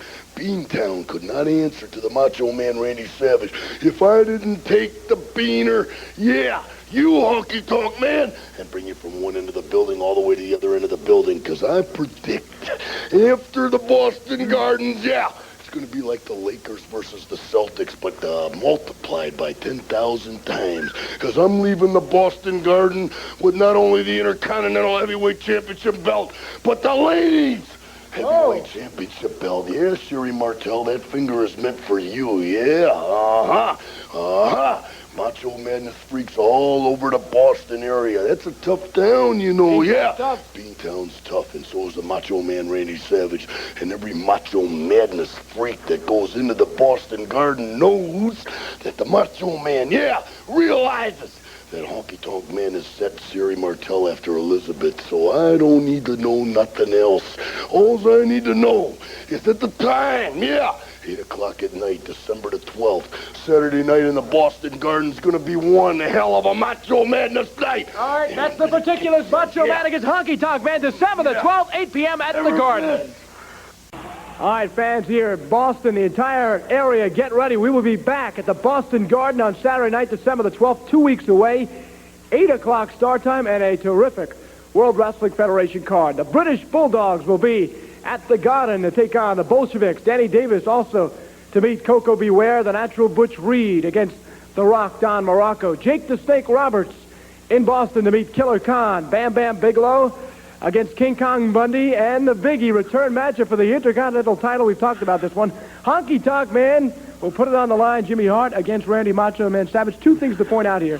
One, as we mentioned, Sensational Sherry will be in the corner of the Honky Tonk Man, and you will be in a cage some 40 or 50 feet above the ring area. First of all, idiot, it's Peggy Sue in the corner, and I still can't believe I'm going to have to go into that cage 500 feet above the Boston Gardens. It's very dangerous for me to be in there. I've almost lost my voice. Don't you worry, Jimmy, please. I've told the fans for you not to worry. I know it's dangerous. It's a very dangerous situation. There's probably only one person that can get up that high and come back down and still do it. Time and time again, that's Larry Bird, but you don't have to worry, right, Jimmy. When you're up there, you don't have to worry. There's nothing to worry about. Macho Man Randy Savage can't do anything to you. He won't be able to get his hands on you. Hey, lovely Elizabeth won't be able to distract you. And speaking of lovely Elizabeth, we have got something for her. And I've been saying it over and over again, and you say Sensational Sherry. Ladies champion. No, sir, it is not. Jimmy, you go get her and bring her out here. I want the people in Boston, I want everybody around the Boston Garden to see my girlfriend Peggy Sue, blue eyes and a ponytail. I said it was blue eyes and a ponytail. I said Peggy Sue, and that's exactly who it is. And she's going to be with the Honky Tonk Man at ringside in the Boston Garden Saturday night, December the 12th. She's going to be there for one reason and one reason only. Because Jimmy Hart is suspended 500 feet above ringside, they've taken him away from me. She's there to watch you, Elizabeth. She's there to make sure Elizabeth does not try to distract the Honky Tonk Man, does not try to interfere. And Elizabeth, if you do, well, Peggy Sue, you know what to do to her. Those eyes don't look blue at all. Come on, what gang, about let's that go. beauty mark? All right, fans here in Beantown, we are back next weekend, Saturday the 12th at 8 o'clock start time at the Boston Garden, and a great World Wrestling Federation card. The natural Butch Reed will meet The Rock at the Garden. King Harley Race to meet Hacksaw Jim Duggan. Also, Jake the Snake Roberts. He will be battling Killer Khan. Battle of the big men as well. Bam Bigelow one side. King Kong Bundy on the other side. Hope the ring can support those two. And Mouth of South, Jimmy Hart, come on in, the big matchup. You're going to be up near those Celtics championship banners high atop the Garden, well above the ring in a steel cage. And you will be looking down at the Honky Tonk Man, your champ, of course, going up against the Macho Man, Randy Savage. And, as I've been trying to point out, there's some confusion on this, Sensational Sherry in the corner of the Honky Tonk Man. First of all, idiot, why don't you get it right? It's Peggy Sue at ringside, and you're right. I'm going to be in that little cage 500 feet up in the air like some little caged animal. But let me tell you something. We've got a big surprise for you, Randy Savage, and also you too, Elizabeth. Tell him, honky. Idiot. For the people who missed it last week when the Honky Tonk Man talked about it, for the people who missed it last week when I brought her out here on national TV, for all of my fans in Boston to see.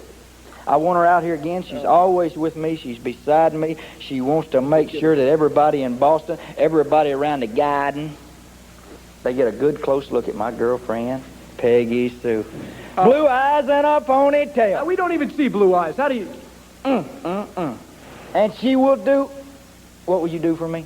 Anything for you. She will do anything for the Honky Tonk Man. That sounds like Sherry. That's Peggy Sue. I don't know where this Sherry mess come from, but I'm getting tired of it. My fans are getting tired of it. The people at the Boston Garden are getting tired of it. The last time I played the Boston Garden, why don't you tell them? It was sold out. 18, 19, maybe 22,000 people were there. And they saw what I did to Macho Man, and they saw what Elizabeth did to the Honky Tonk Man. So this time, it's not going to happen. Jimmy Hart suspended up top with the banners. But in my corner, Peggy Sue, to watch you, Elizabeth, if you make a move, let's go. Come on, gang. That's nice blonde hair you got there. Saturday, December the 12th, 8 o'clock, the Boston Garden Great World Wrestling Federation card. Make your plans in advance. All right, Boston Garden tonight, I'll tell you what, this entire city is buzzing about the big World Wrestling Federation Spectacular at 8 p.m. tonight. Bam Bigelow to meet King Kong Bundy. Jake the Snake Roberts squares off against the Wild Samoan Sika. Hacksaw Jim Duggan to meet the King, Harley Race, Reed and Morocco, Davis, Coco Beware, Bulldogs, Bolsheviks, Brutus the Barber, Beefcake to meet the one-man gang, each and every one of these main events. But talking to good friends of mine out in Acton, Mass, Jack and Sheila Norton, the kids, they're looking forward to this return title defense for the Honky Tonk Man because they want to see the challenger. You, Macho Man Randy Savage. Now, Jimmy Hart is going to be suspended high above the ring in a steel cage, but as I understand it, Peggy Sue, the Honky Tonk Man's girlfriend, is going to be in his corner tonight in the Boston Garden. First of all, in the Garden, yeah, tonight. I'm going to see if I can set the new Guinness Book of World's record for spitting straight up in the air and hitting Jimmy Hart in the face. Possibly, maybe, or I won't even do that at all. But Peggy Sue on the outside of the ring, let me tell you something, yeah. I don't know who you are. I'm suspicious, yeah, I am. And I'm thinking, yeah, which washroom do you go in? Like to see the doctor's file on you, yeah. Could be Ronald Reagan in a wig. Could be, yeah, you mean Gene Okerlund. Could be something else or whatever. Larry Bird. Doesn't matter to me. Anybody that walks around the ring and, yeah, and a harmful look at Elizabeth in any way, shape, or form, I'm taking them all the way. Magic style. And that's tonight.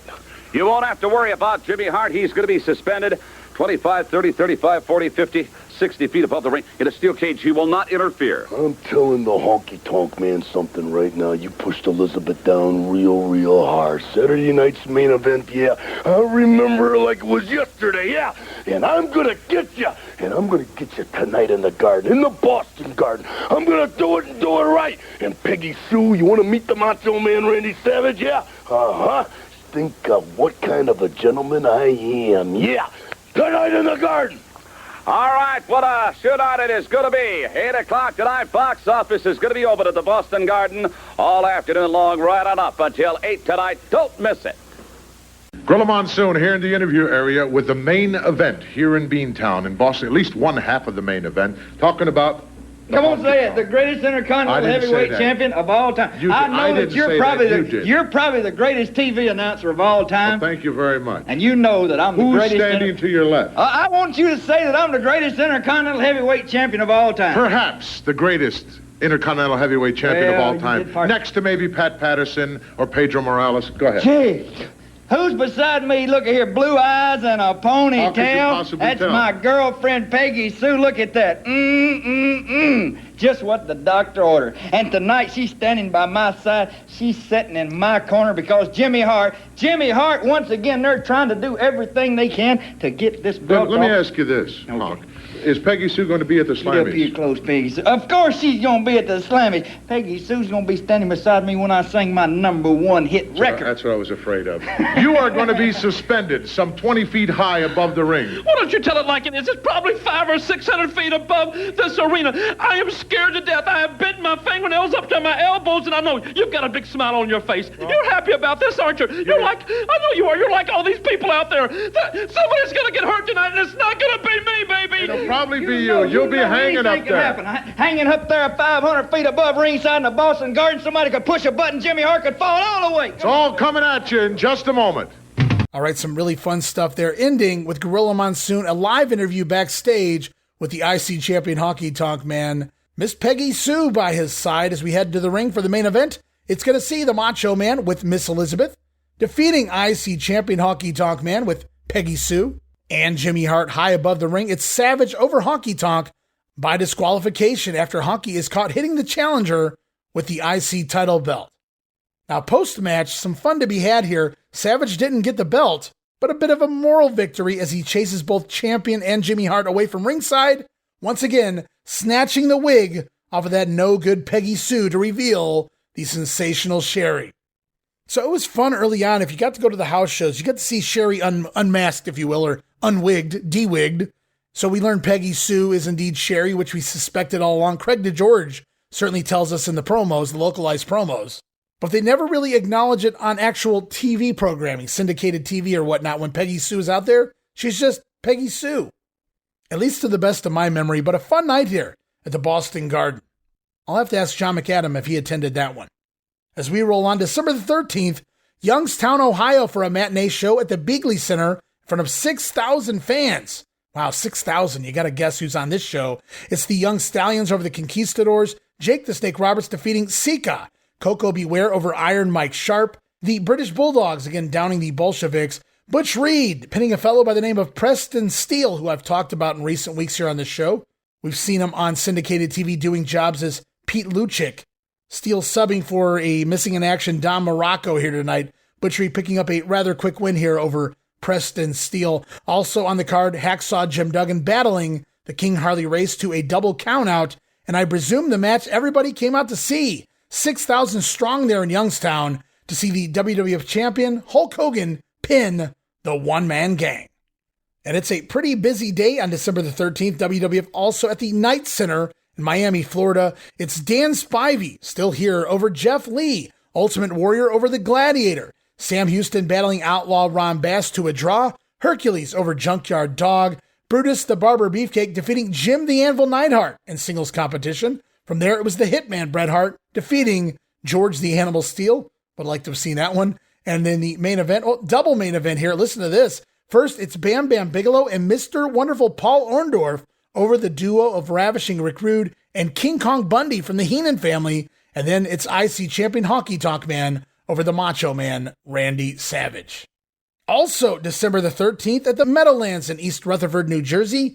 15,000 fans, guys, out for a big main event. On the undercard, it was Leaping Lanny Poffo over Iron Mike Sharp. Jake the Snake Roberts pinning Mr. Fuji. No Sika here at the Meadowlands. Instead, it's Jake over Mr. Fuji. Lots of fun matches, random matches here in the month of December. $1 Million Man pinning Coco Beware on the undercard. Also, it's the Bulldogs over the Bolsheviks. Demolition defeating Billy Jack Haynes and Brady Boone. So Patera definitely out multiple days here with that nagging arm injury, it would seem, and I really didn't notice that until now. Also on the card, Morocco battling Butch Reed to a double countout. Big Jim Duggan once more over the King Harley Race, using that 2x4 to his advantage. And in the main event, 15,000 fans come to see WWF champion Hulk Hogan defeat the one-man gang in a steel cage match. And guys, very recently, just in the last couple of weeks, someone posted a picture from this match, a very rare picture of the gang versus Hogan in the cage. One of their very few, if not only, cage matches they had. Right here from this Meadowlands card. One of the very few shows that Hogan gigged on as well. But yes, it was Hogan climbing over the big blue bars to escape the cage and defeat the gang at the Meadowlands. As we move forward, December the 14th, WWF making their debut in Fort Pierce, Florida at the St. Lucie County Civic Center. 2,285 fans. Going to see Dan Spivey over Brady Boone. Sam Houston again battling Ron Bass to a draw. It was the Ultimate Warrior pinning Rex Pate, perhaps Rex King, not really sure, not going to speculate as to who this really was here. Somebody in the ring here subbing for the now gone Cowboy Bob Orton. Warrior scoring a win in Fort Pierce, Florida. Also on the card, Brutus Beefcake scoring a win over former partner Greg Valentine on a DQ. Rick Rude pinning Mr. Wonderful Paul Orndorff. Hercules over JYD. Bam Bigelow scoring a win over King Kong Bundy. And then the main event, wow, listen to this. The Macho Man teaming with George the Animal Steele. Would have loved to have seen that interaction after all of their past shenanigans. It's the Macho Man and the Animal teaming up to defeat the Hart Foundation. Like I said, lots of fun, random, unique matchups here in the month of December. Also here in the middle of December, WWF headed off to South Bend, Indiana at the Athletic and Convocation Center. Some of the card in South Bend looked like Demolition over Haynes and perhaps Ken Patera, maybe Brady Boone, not really sure. Also, the Ultimate Warrior battling Hercules to a draw. Brutus Beefcake scoring a win over Greg the Hammer Valentine. And in the main event, Mr. Wonderful Paul Orndorff still scoring a few wins here over Ravishing Rick Rude, this time pinning the Ravishing one does Orndorff with his pile driver finisher. The catch, the referee for this one, the living legend, Bruno Sammartino. Not really sure what that was about, but very cool match indeed. Bruno refereeing a match between Mr. Wonderful and Rick Rude. And that guy's going to conclude the house show results for the first half of the month of December here, as all of the wrestlers off to Atlantic City, New Jersey, Caesar's Palace, on December the 16th to record the Slammy Awards. Going to be aired on December 19th. And then the superstars given some time off for the holidays, off from December 17th through the 25th. Christmas Day off for the holidays, the WWF superstars, but they'll return on the road for shows December 26th, Boxing Day, and boy do they return with a vengeance. Results for at least 5 events here on December 26th alone, guys. And we're going to look at all of those results because while some of the same troops, a lot of the matches getting mixed up here. And it all starts New Haven, Connecticut at the Coliseum December the 26th, a matinee show in front of 6,000 fans. Going to see the Midgets in action, Midget tag team action here on the road after the holidays. Cowboy Lang and Karate Chris Doobie over Little Tokyo and Lord Littlebrook. Also on the card, Dino Bravo over Special Delivery Jones. $1 Million Man Ted DiBiase defeating Hacksaw Jim Duggan out of disqualification. Duggan caught using his 2x4 on one Ted DiBiase there. Also good to see Raymond Rougeaus back on the road, scoring a pinfall here over Haku. Now this match originally announced to be the Islanders taking on the Rougeaus brothers, but supposedly Tama was a no-show for the event, so Jacques accompanying brother Ray to ringside. And as I said, good to see him back in action. Remember Raymond Rougeaus, part of that giant 20-man tag at the Survivor Series, but never tagged in. And then we go back and we look at results all around the months of October, November, and here in December, the Rougeaus off the road quite a bit there for the last couple of months, and most of December here returning after Christmas. So perhaps the Rougeaus finally back full-time on the road. Also on the card here, Brutus Beefcake over Greg the Hammer Valentine. Ricky the Dragon Steamboat defeating IC champion Honky Tonk Man on a countout, thanks to special referee George the Animal Steele. You have to wonder what kind of fun they had there with George Steele trying to count to 10. Did he do it all on his own, or did he have a little help from the fans? Great booking there by whoever was in charge of that one. Also on the card, listen to this one. Macho Man Randy Savage battling Ravishing Rick Rude to a 20-minute time limit draw. Now that could have been fun. Throwback to Memphis. From there, it was the Birdman Koko Beware pinning the Wild Samoan Sika with a missile dropkick, and the Killer Bees making their first appearance in the ring. In the month of December as well, the Bees back on the road over the Conquistadors. Also, December 26th, the Rosemont Horizon, Chicago, Illinois, 12,000 fans going to witness Hillbilly Jim over Barry Horowitz, another midget tag team match with other midgets. It's Pepe Gonzalez and Little Coco over the team of Bad Boy Brown and Killer Cruz. Also on the card, Danny Davis back in action, scoring a win over Sam Houston. Hercules defeating the Junkyard Dog. Rock Don Morocco, now with superstar Billy Graham in his corner. Morocco picking up the win over the natural Butch Reed. The British Bulldogs appear to be married to the Bolsheviks here in the month of December. Bulldogs again scoring the win there over Nikolai and Boris. Also on the card, $1 Million Man pinning Jake the Snake Roberts. And in the main event, 12,000 fans going to witness WWF champion Hulk Hogan pin the one-man gang with special referee Nick Bockwinkel. Chicago, Illinois, guys. I guess you could call it AWA country. And how ironic is it that Hogan left after having some matches with Bockwinkel, never realizing that AWA title run the Hulkster wanted all the way back then. Now, in recent years, they went back and changed that. Credited Hogan as a former AWA champion, I do believe. But back then, Hogan never attained that championship, leading to him jumping to the World Wrestling Federation. See how that worked out. But it's fun seeing Nick Bockwinkel here as a referee, Hulk Hogan scoring a win over the one-man gang. And post-match, Ted DiBiase coming to ringside, attacking the Hulkster, again busting him open. Hogan doing another blade job here in Chicago, perhaps leading to a future matchup between the two here in the city. We'll have to wait on that, but for right now, December the 26th continues on. More action, this time Toledo, Ohio at the Sports Arena. 8,261 fans to see Pepe Gomez and Little Coco over Bad Boy Brown and Killer Cruz. Hillbilly Jim over Barry Horowitz. Danny Davis again pinning Sam Houston. Outlaw Ron Bass over the Junkyard Dog. It's the British Bulldogs defeating the Bolsheviks. Don Morocco defeating, listen to this one, Don Morocco scoring a win over Slick. You heard me right, guys. Butch Reed missing in action here. Don Morocco defeating Slick on a countout. You have to wonder, did Slick ever actually get in the ring? Was there any physical interaction? If so, yet another match I would love to see here. Also in Toledo, Jake the Snake Roberts over the Outlaw Ron Bass. So Bass doing double duty here, subbing for Hercules. So a lot of no-shows on this card. Makes you think they didn't get to the arena in time. So they put Bass over earlier over the Dog to make him stronger here when he does the job for Jake the Snake Roberts. Smart booking if you got to use a guy twice. And in the main event, WWF champion Hulk Hogan again pinning the one-man gang. And believe it or not, guys, after 4 years, nearly 4 years as WWF champion, this marked Hogan's debut in Toledo, Ohio. A day late Christmas present, but I'm sure the fans in attendance will take it. And we still have a couple more cards to look at here on December 26th. Not sure if we had 5 or 6 here to begin with, but here we go. WWF Buffalo, New York at the Memorial Auditorium. Dan Spivey over Lanny Poffo. Steve Lombardi defeating Tony Gurria. Gurria subbing for the Ultimate Warrior here. So how about that? Steve Lombardi scoring a win over Tony Gurria, who had to put the tights back on. Also, looks like Kim Patera finally back in the ring after a few weeks off. Billy Jack Haynes and Kim Patera battling Demolition to a double disqualification. Well, that's a little better than doing the job, I suppose. Also, in a matchup originally slated to see the Hart Foundation take on tag team champion Strikeforce. Well, I should have pointed this out in advance. You'll see here for the remainder of the month of December after the holidays, Jim Neidhart, a no-show. Not really sure if that's injury-related or something else altogether, would be my guess.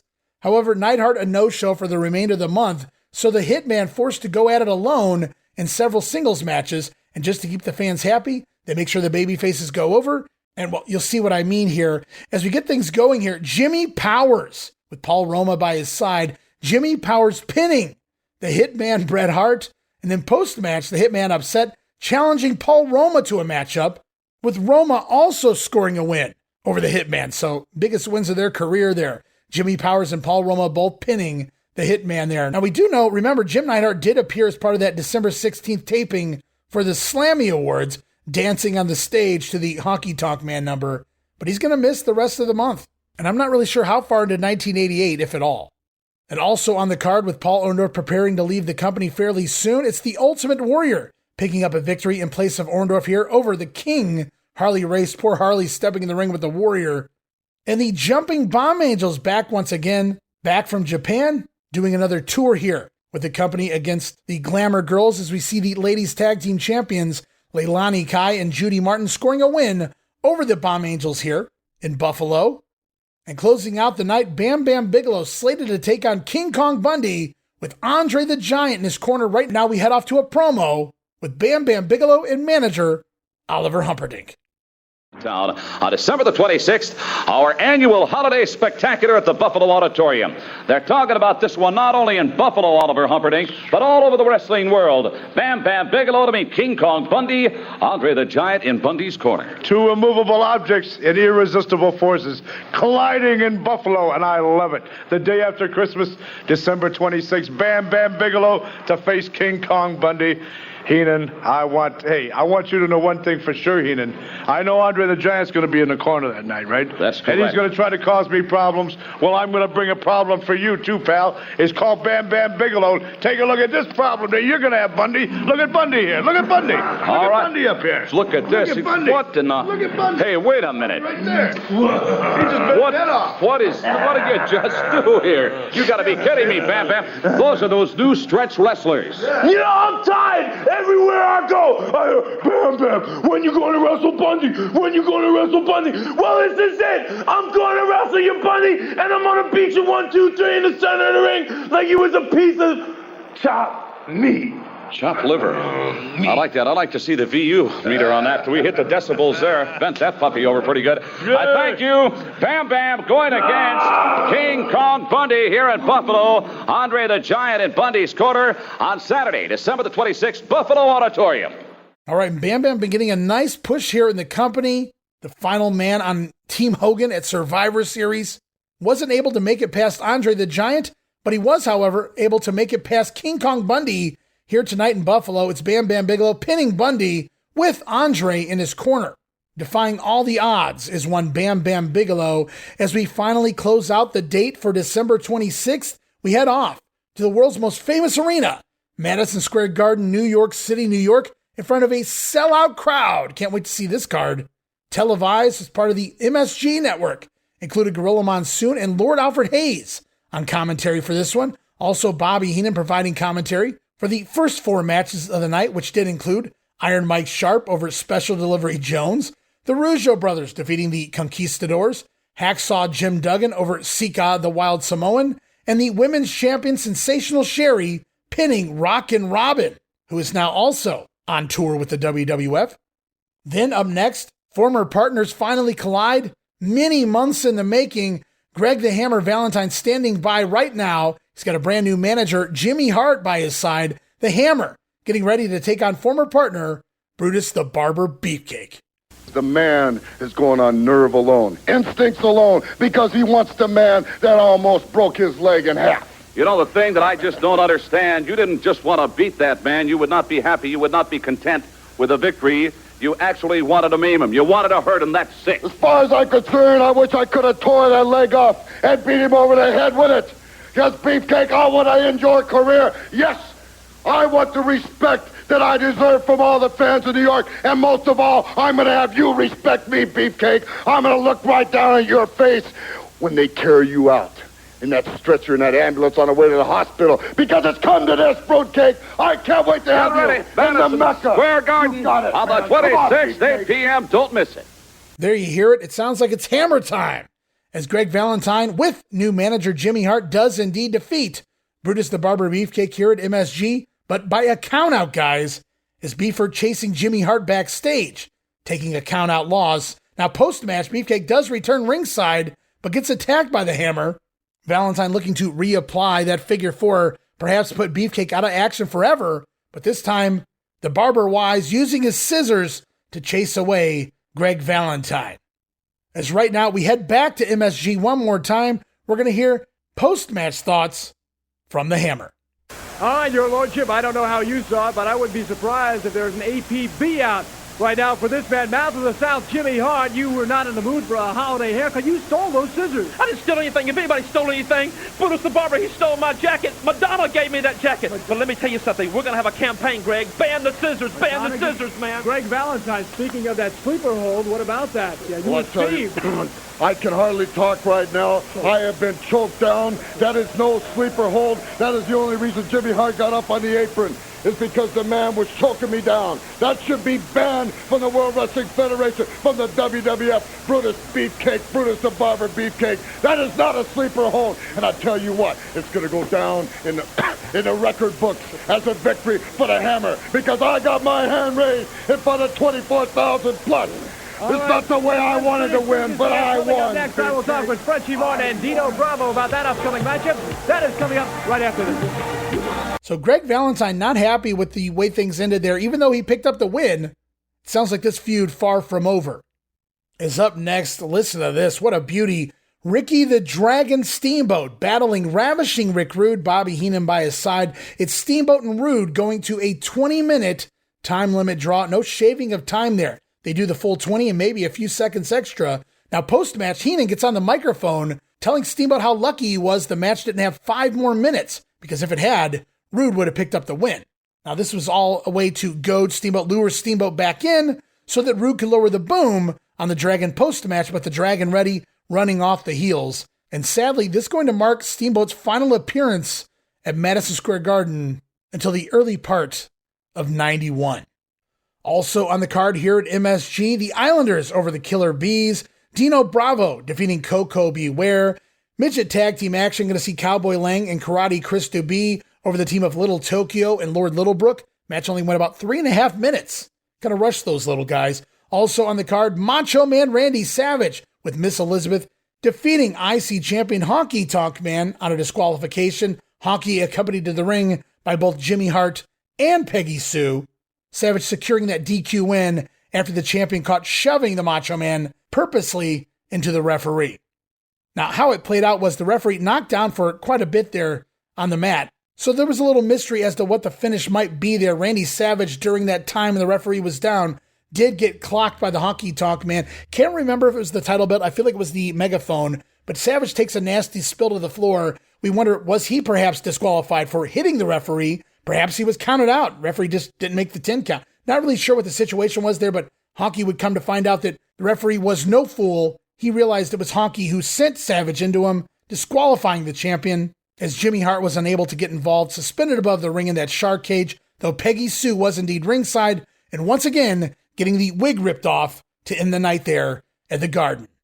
And MSG selling out, reportedly selling out anyway, without Hulk Hogan even on the card. So the WWF very hot right now, and certainly in the New York City market. As we head back to Landover, Maryland, and the Cap Center once more, December the 27th for a matinee show. 13,000 fans. Going to see Barry Horowitz over Jerry Allen. The Rougeaus defeat the Conquistadors. Little Brook and Little Tokyo over Cowboy Lang and Karate Chris. Outlaw Ron Bass defeating Outback Jack. George the Animal Steel scoring a win over Sika on a countout. It's Greg the Hammer Valentine pinning former partner Brutus Beefcake, blasting with a foreign object, stealing a win there. Also on the card, $1 Million Man pinning the Dragon Ricky Steamboat as the Dragon was trying to suplex DiBiase back in the ring. Virgil tripping him up, DiBiase falling on top, and Virgil on the outside holding the foot down of the Dragon, allowing DiBiase to steal the win. Also, it was the Islanders over the Killer Bees, and then the main event, wow, what a tag team matchup. Hulk Hogan and Bam Bigelow in Landover scoring a win over King Kong Bundy and Andre the Giant. And surprisingly, it wasn't Hogan scoring the win here, but rather Bigelow pinning King Kong Bundy with the big splash. Match reportedly only went 5 minutes and 42 seconds. Now, no excuse for that, guys. I know Andre's not getting in the ring, but 13,000 fans out here? Got to give me a bigger show than 5 minutes. Also, December the 27th, a pair of cards, same results, St. Paul, Minnesota at the Civic Center for a matinee show later on that night, in Duluth at the Auditorium, both December 27th, out to see Ravishing Rick Rude over Rock and Roll Buck Zumhoff, AWA Country. Zumhoff subbing for Paul Orndorff, who seems to be missing dates left and right on his way out the door. So you go from expecting Orndorff and Rude to Rude and the disgusting, filthy pedophile Buck Zumhoff. And I have many more words and names and thoughts I could say here, but we'll keep them off the show. Also on the cards here, December the 27th in Minnesota, Dangerous Danny Davis over Sam Houston, Little Brook and Little Tokyo over Cowboy Lang and Karate Chris, Hercules defeating the Junkyard Dog, Dino Bravo continues his winning ways over Hillbilly Jim, Ladies Champion Sensational Sherry downing Rockin' Robin, the British Bulldogs over the Bolsheviks, and Jake the Snake Roberts battling the one-man gang to a double countout in Duluth, a double DQ in St. Paul on the same day. Now, we do have a couple more big matches on both events, but I've got sound bites queued up for those matches. First up, The Rock Don Morocco scheduled to take on this man, the Natural Butch Reed. Our great promoter here on the Twin Ports has lined up another fantastic holiday spectacular down at the Duluth Arena Sunday night, December the 27th, 7:30 p.m. start of this one, I got to tell you, is absolutely loaded. I say loaded. It'll return from October for the Intercontinental Heavyweight title. Honky Tonk Man again to defend against Macho Man Randy Savage. It's official. The mayor has barred Jimmy Hart from the building. Barred him, I think, from the city, to tell you the truth. However, in the Honky Tonk Man's corner will be his longtime love, his girlfriend, his arm piece, acquaintance, Peggy Sue. And she is very attractive, I don't mind telling you. Special guest referee is going to be the legendary Nick Bockwinkel. I guarantee you he will call a law and order match. Come on in, if you will, Doctor of Style, the dapper, debonair, clothes horse, Slick. You got a couple of your men involved in this card. One-man gang is going to be going against Jake the Snake. The Bolsheviks are going to be squaring off against the British Bulldogs in a great tag team matchup. And guess who? Natural Butch Reed meeting The Rock, Don Morocco. That's right, you know. You know, Don Morocco, I can't believe that you had the nerve to come out and interfere in this man's match. You had the nerve to stick your nose in the natural of all people, the Natural Butch Reed's business. Don't you know that this man is not to be messed with? Well, you gonna find that out, fool. By the way, let me point out, superstar Billy Graham is going to be in The Rock's car. What did you say? Who? Billy. Whose idea is this? Butch, we don't want no fine. Easy. Whose idea was this to put him in the WWF? No, it was probably that big blockhead Morocco's idea. Well, let me tell you something, Morocco, boy. You think you making a smart move? Well, all you doing is putting gasoline on the fire, fool. And I'm the fire, and I'm going to explode all over you and superstar Billy Graham, too. So you just see what he got. He's out. I know he can't hardly walk. And you ain't got nothing to cripple. But let me tell you something, sucker. I will find something. All right, I thank you. Oh, by the way, Leo Spooner wants to sell you a suit, Slick, here in Duluth when you're here over the holiday. We don't want it. All right, Morocco and Reed headed to St. Paul, headed to Duluth, as we just heard. In both matches, going to see The Rock come out on top, the winner over the Natural. And yes, guys, I've got yet another soundbite ready for you. The final soundbite here this week on the Grenade. And what a great way to send it off. The main event on this pair of Minnesota cards, going to see the WWF Intercontinental Champion Honky Tonk Man defend his title against the Macho Man Randy Savage. Once again, Jimmy Hart suspended above the ring in a shark cage, and Peggy Sue ringside as well. But something a little different here in Minnesota. Guest referee for these matches, former AWA World Champion Nick Bockwinkel. Nick Bockwinkel in the ring with the Macho Man at the same time. Savage taking on this man.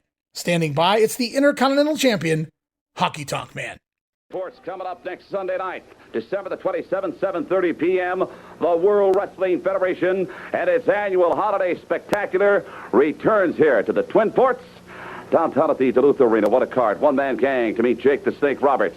Mr. Wonderful Paul Orndorff to meet Ravishing Rick Rude. First, these two men will pose down, and then it's on to wrestling. In the pose down, you fans, you be the judge. You make the decision. Jimmy Hart, come on in.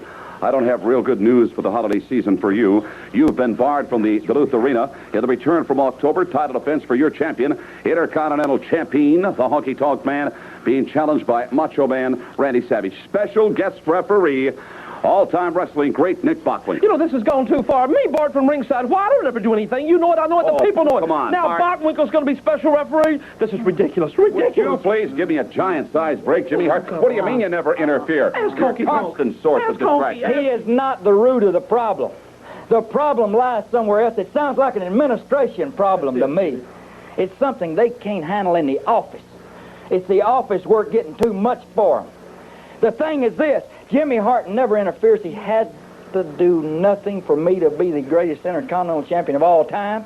All he has to do is be there. That's all. Now they got him barred from ringside Duluth, Minnesota. I get parking tickets. I get everything when I go there.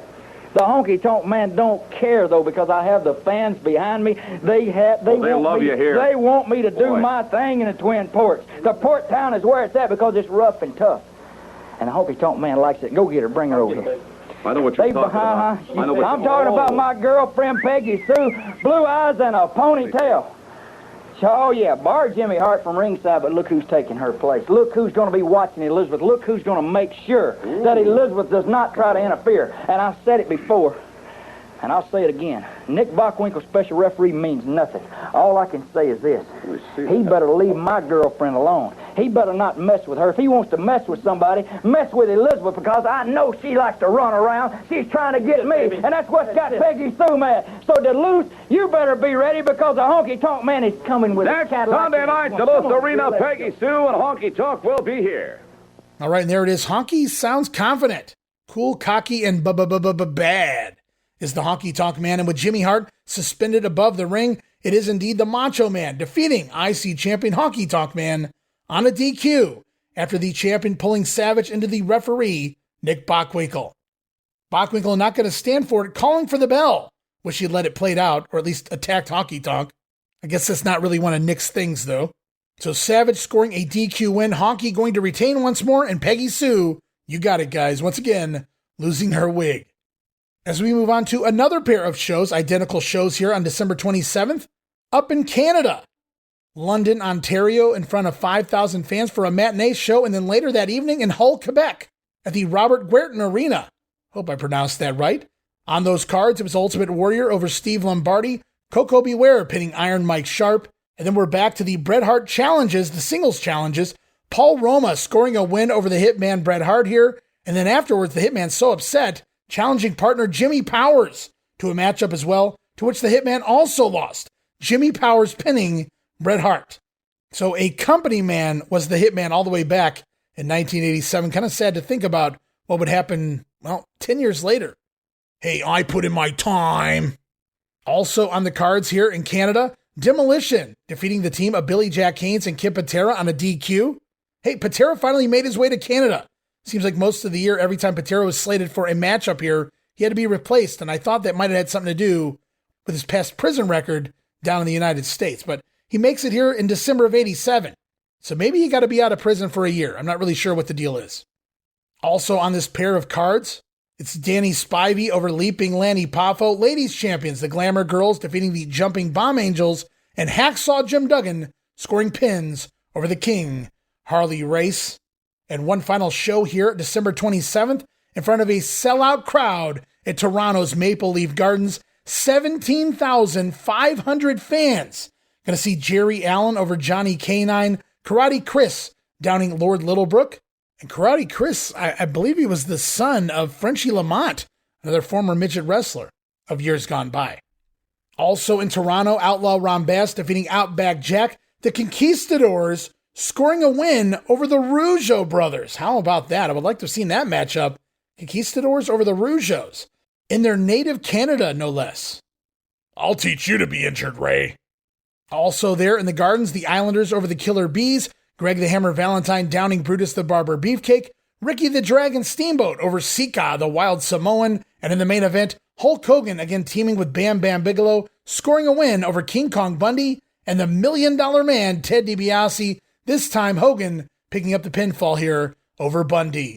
As we head off back down to the States, December the 28th, a month removed from Survivor Series, the WWF back at the Richfield Coliseum, Richfield, Ohio, 8,000 fans to see Hercules over the Junkyard Dog, Dino Bravo pin Hillbilly Jim, Ravishing Rick Rude over tag team champion Tito Santana, subbing for Paul Orndorff, again MIA.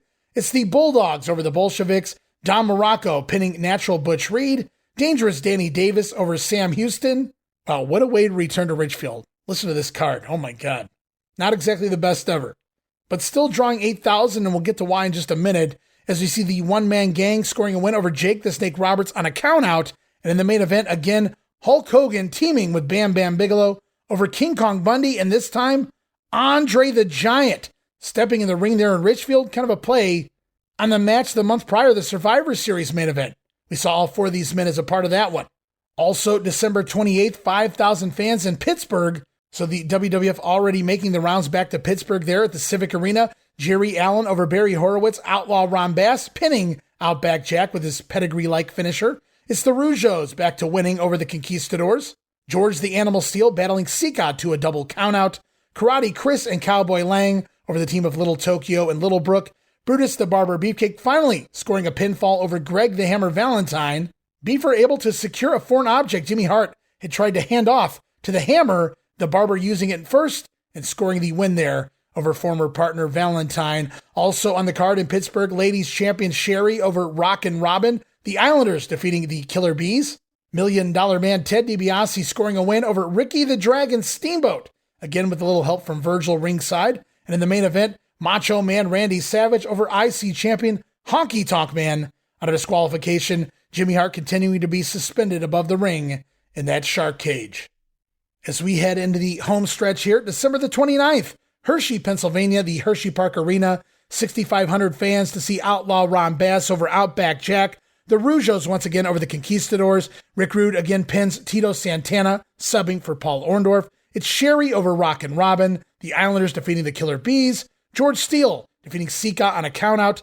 $1 Million Man picking up a victory once more over the Dragon Ricky Steamboat. And IC champion Honky Tonk Man over the Macho Man, this time on a countout.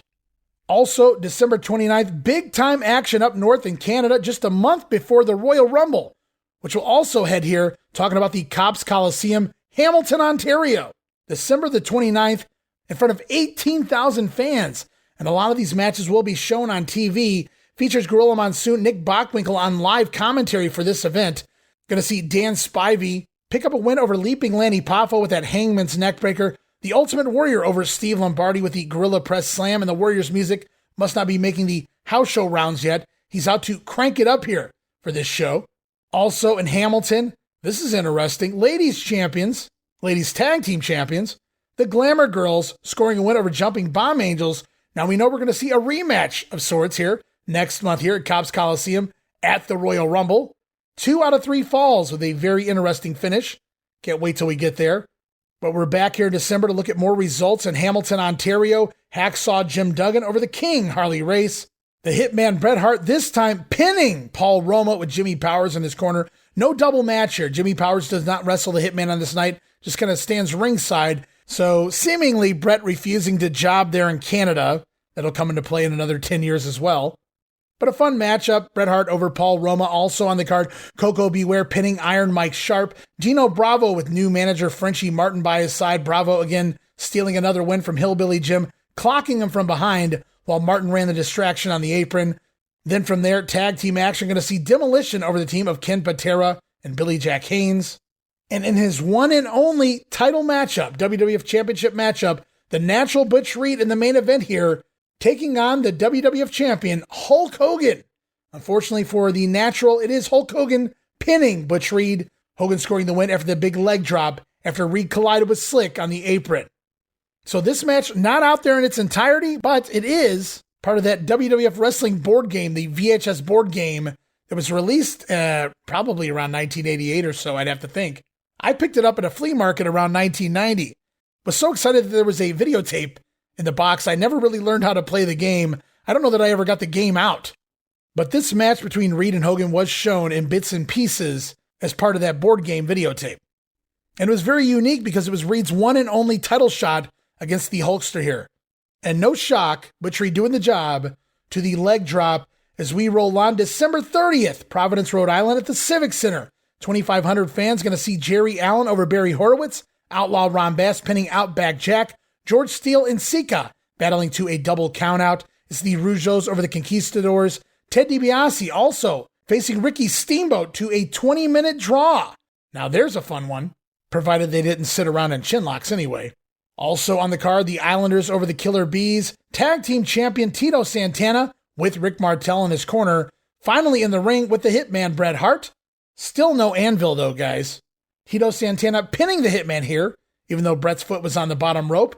And the Hitman's so upset that he then challenged Rick Martel to a matchup, which Rick Martel also wins. Rick Martel scoring a win also this night over Bret Hart. So a couple of fun matches there. I mean, look at this card. You had Ricky Steamboat and Ted DiBiase going 20 minutes, and then from there, Bret Hart versus Tito Santana and Bret Hart versus Rick Martel. And if that wasn't enough, off to the main event to see Ravishing Rick Rude defeat Mr. Wonderful Paul Orndorff, who shows up here for a steel cage match.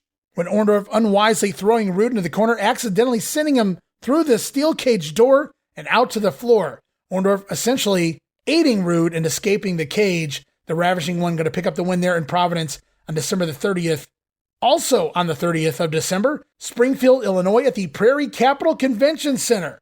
Dan Spivey over Lanny Poffo, the Ultimate Warrior defeating Steve Lombardi. It's Sensational Sherry defending her title over Rockin' Robin. Coco Beware downing Iron Mike Sharp. The Glamour Girls defeating the team of the Jumping Bomb Angels. It's Dino Bravo over Hillbilly Jim. Demolition picking up another victory over Billy Jack Haynes and Ken Patera. Hacksaw Jim Duggan scoring a win over the King Harley Race. And in the main event, once again, IC champion Honky Tonk Man with Peggy Sue by his side, retaining his title over the Macho Man Randy Savage. As we close out the month of December, one more show to be had. December the 31st, New Year's Eve in Muskegon, Michigan at the Walker Arena. Now, I don't have full results, but the card looked like this. Danny Davis over Sam Houston. Ted DiBiase picking up a victory over George Steele. It was ladies champion Sensational Sherry defeating Rockin' Robin. Bam Bigelow pinning King Kong Bundy. Also on the card, Tito Santana taking on the Hitman Bret Hart. You have to think it was the same shenanigans again. Perhaps Tito over the Hitman. Rick Martel over Bret Hart as well there. Also scheduled on the card was Hacksaw Jim Duggan taking on the One-Man Gang. No results for that one. And in the main event, once again, IC champion Honky Tonk Man retaining over the Macho Man Randy Savage. And I can't believe it, guys, but that's going to do it here for the year of 1987 as far as house show results go. Now we're going to be back for the next couple weeks here on The Grenade talking all about December TV and all the storylines going on there with the $1 Million Man trying to purchase the WWF title belt and so on and so forth. As we head into the new year, another edition of Saturday night's main event right around the corner, the first ever Royal Rumble, the first ever main event on Friday night, prime time on NBC, and of course WrestleMania 4, not too far away as well. So the WWF kind of slow going here in the month of December, just building, setting the tone for an explosive first quarter of 1988. And a lot of unique house show matches we saw this time around. Really caught my eye. But when we return here on The Grenade, we'll be back to take a look at the first half of December TV. We'll see where this Hogan DiBiase situation goes. Where does Andre the Giant factor in at this point? We'll see some interesting exchanges between Dangerous Danny Davis and Sam Houston as part of Wrestling Challenge. And let's not forget superstar Billy Graham has a major announcement upcoming on the next edition of The Grenade as well. So again, the WWF using the holiday season to set the tone, set the build for an explosive first quarter of 1988, and I, for one, can't wait for it. But for right now, we're going to close up shop here this week. Hope you guys really enjoyed the show, enjoyed the sound bites as much as I did, and Macho Man Randy Savage, one of the best promos of all time. So as we wrap up things here, just want to remind everybody to head over to WrestleCopia.com. Check out all the podcasts streaming there as part of the WrestleCopia brand, and of course also available everywhere your podcast streaming needs are met. Be sure to follow me on X, on Twitter, at Wrestling Grenade. That's at RASSLIN Grenade. Follow and like me, Facebook.com/Wrestling Grenade. Subscribe, YouTube.com/Wrestling Grenade. And of course, please check it out. Talking about the $5 all access tier at Patreon.com/WrestleCopia. That address again, Patreon.com/WrestleCopia. As I can't express how much your patronage supports the brand. And all right, guys, that's going to wrap it up here this week. Had a fun time looking at the house shows closing out the year of 1987. Can't believe we're almost there. Seems like just yesterday we were talking all about WrestleMania 3, and here we are getting ready for WrestleMania 4. Not too far away. But with that, time to close out the show here this week. So, this is Ray Russell saying, from pillar to post and coast to coast, you pull the pin, and I'll pick up the pieces right here on the Wrestling Memory Grenade. I'll see you next week. Don't miss it. Be there.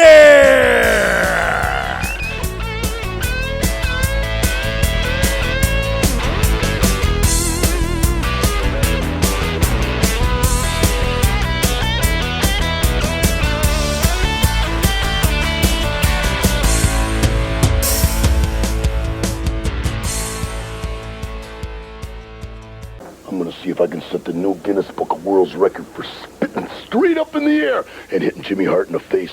But Peggy Sue on the outside of the ring, let me tell you something, yeah. I don't know who you are. I'm suspicious, yeah, I am. And I'm thinking, yeah, which washroom do you go in? Like to see the doctor's file on you, yeah. Could be Ronald Reagan in a wig, could be, yeah, you mean Gene Okerlund, could be something else or whatever. Larry Bird.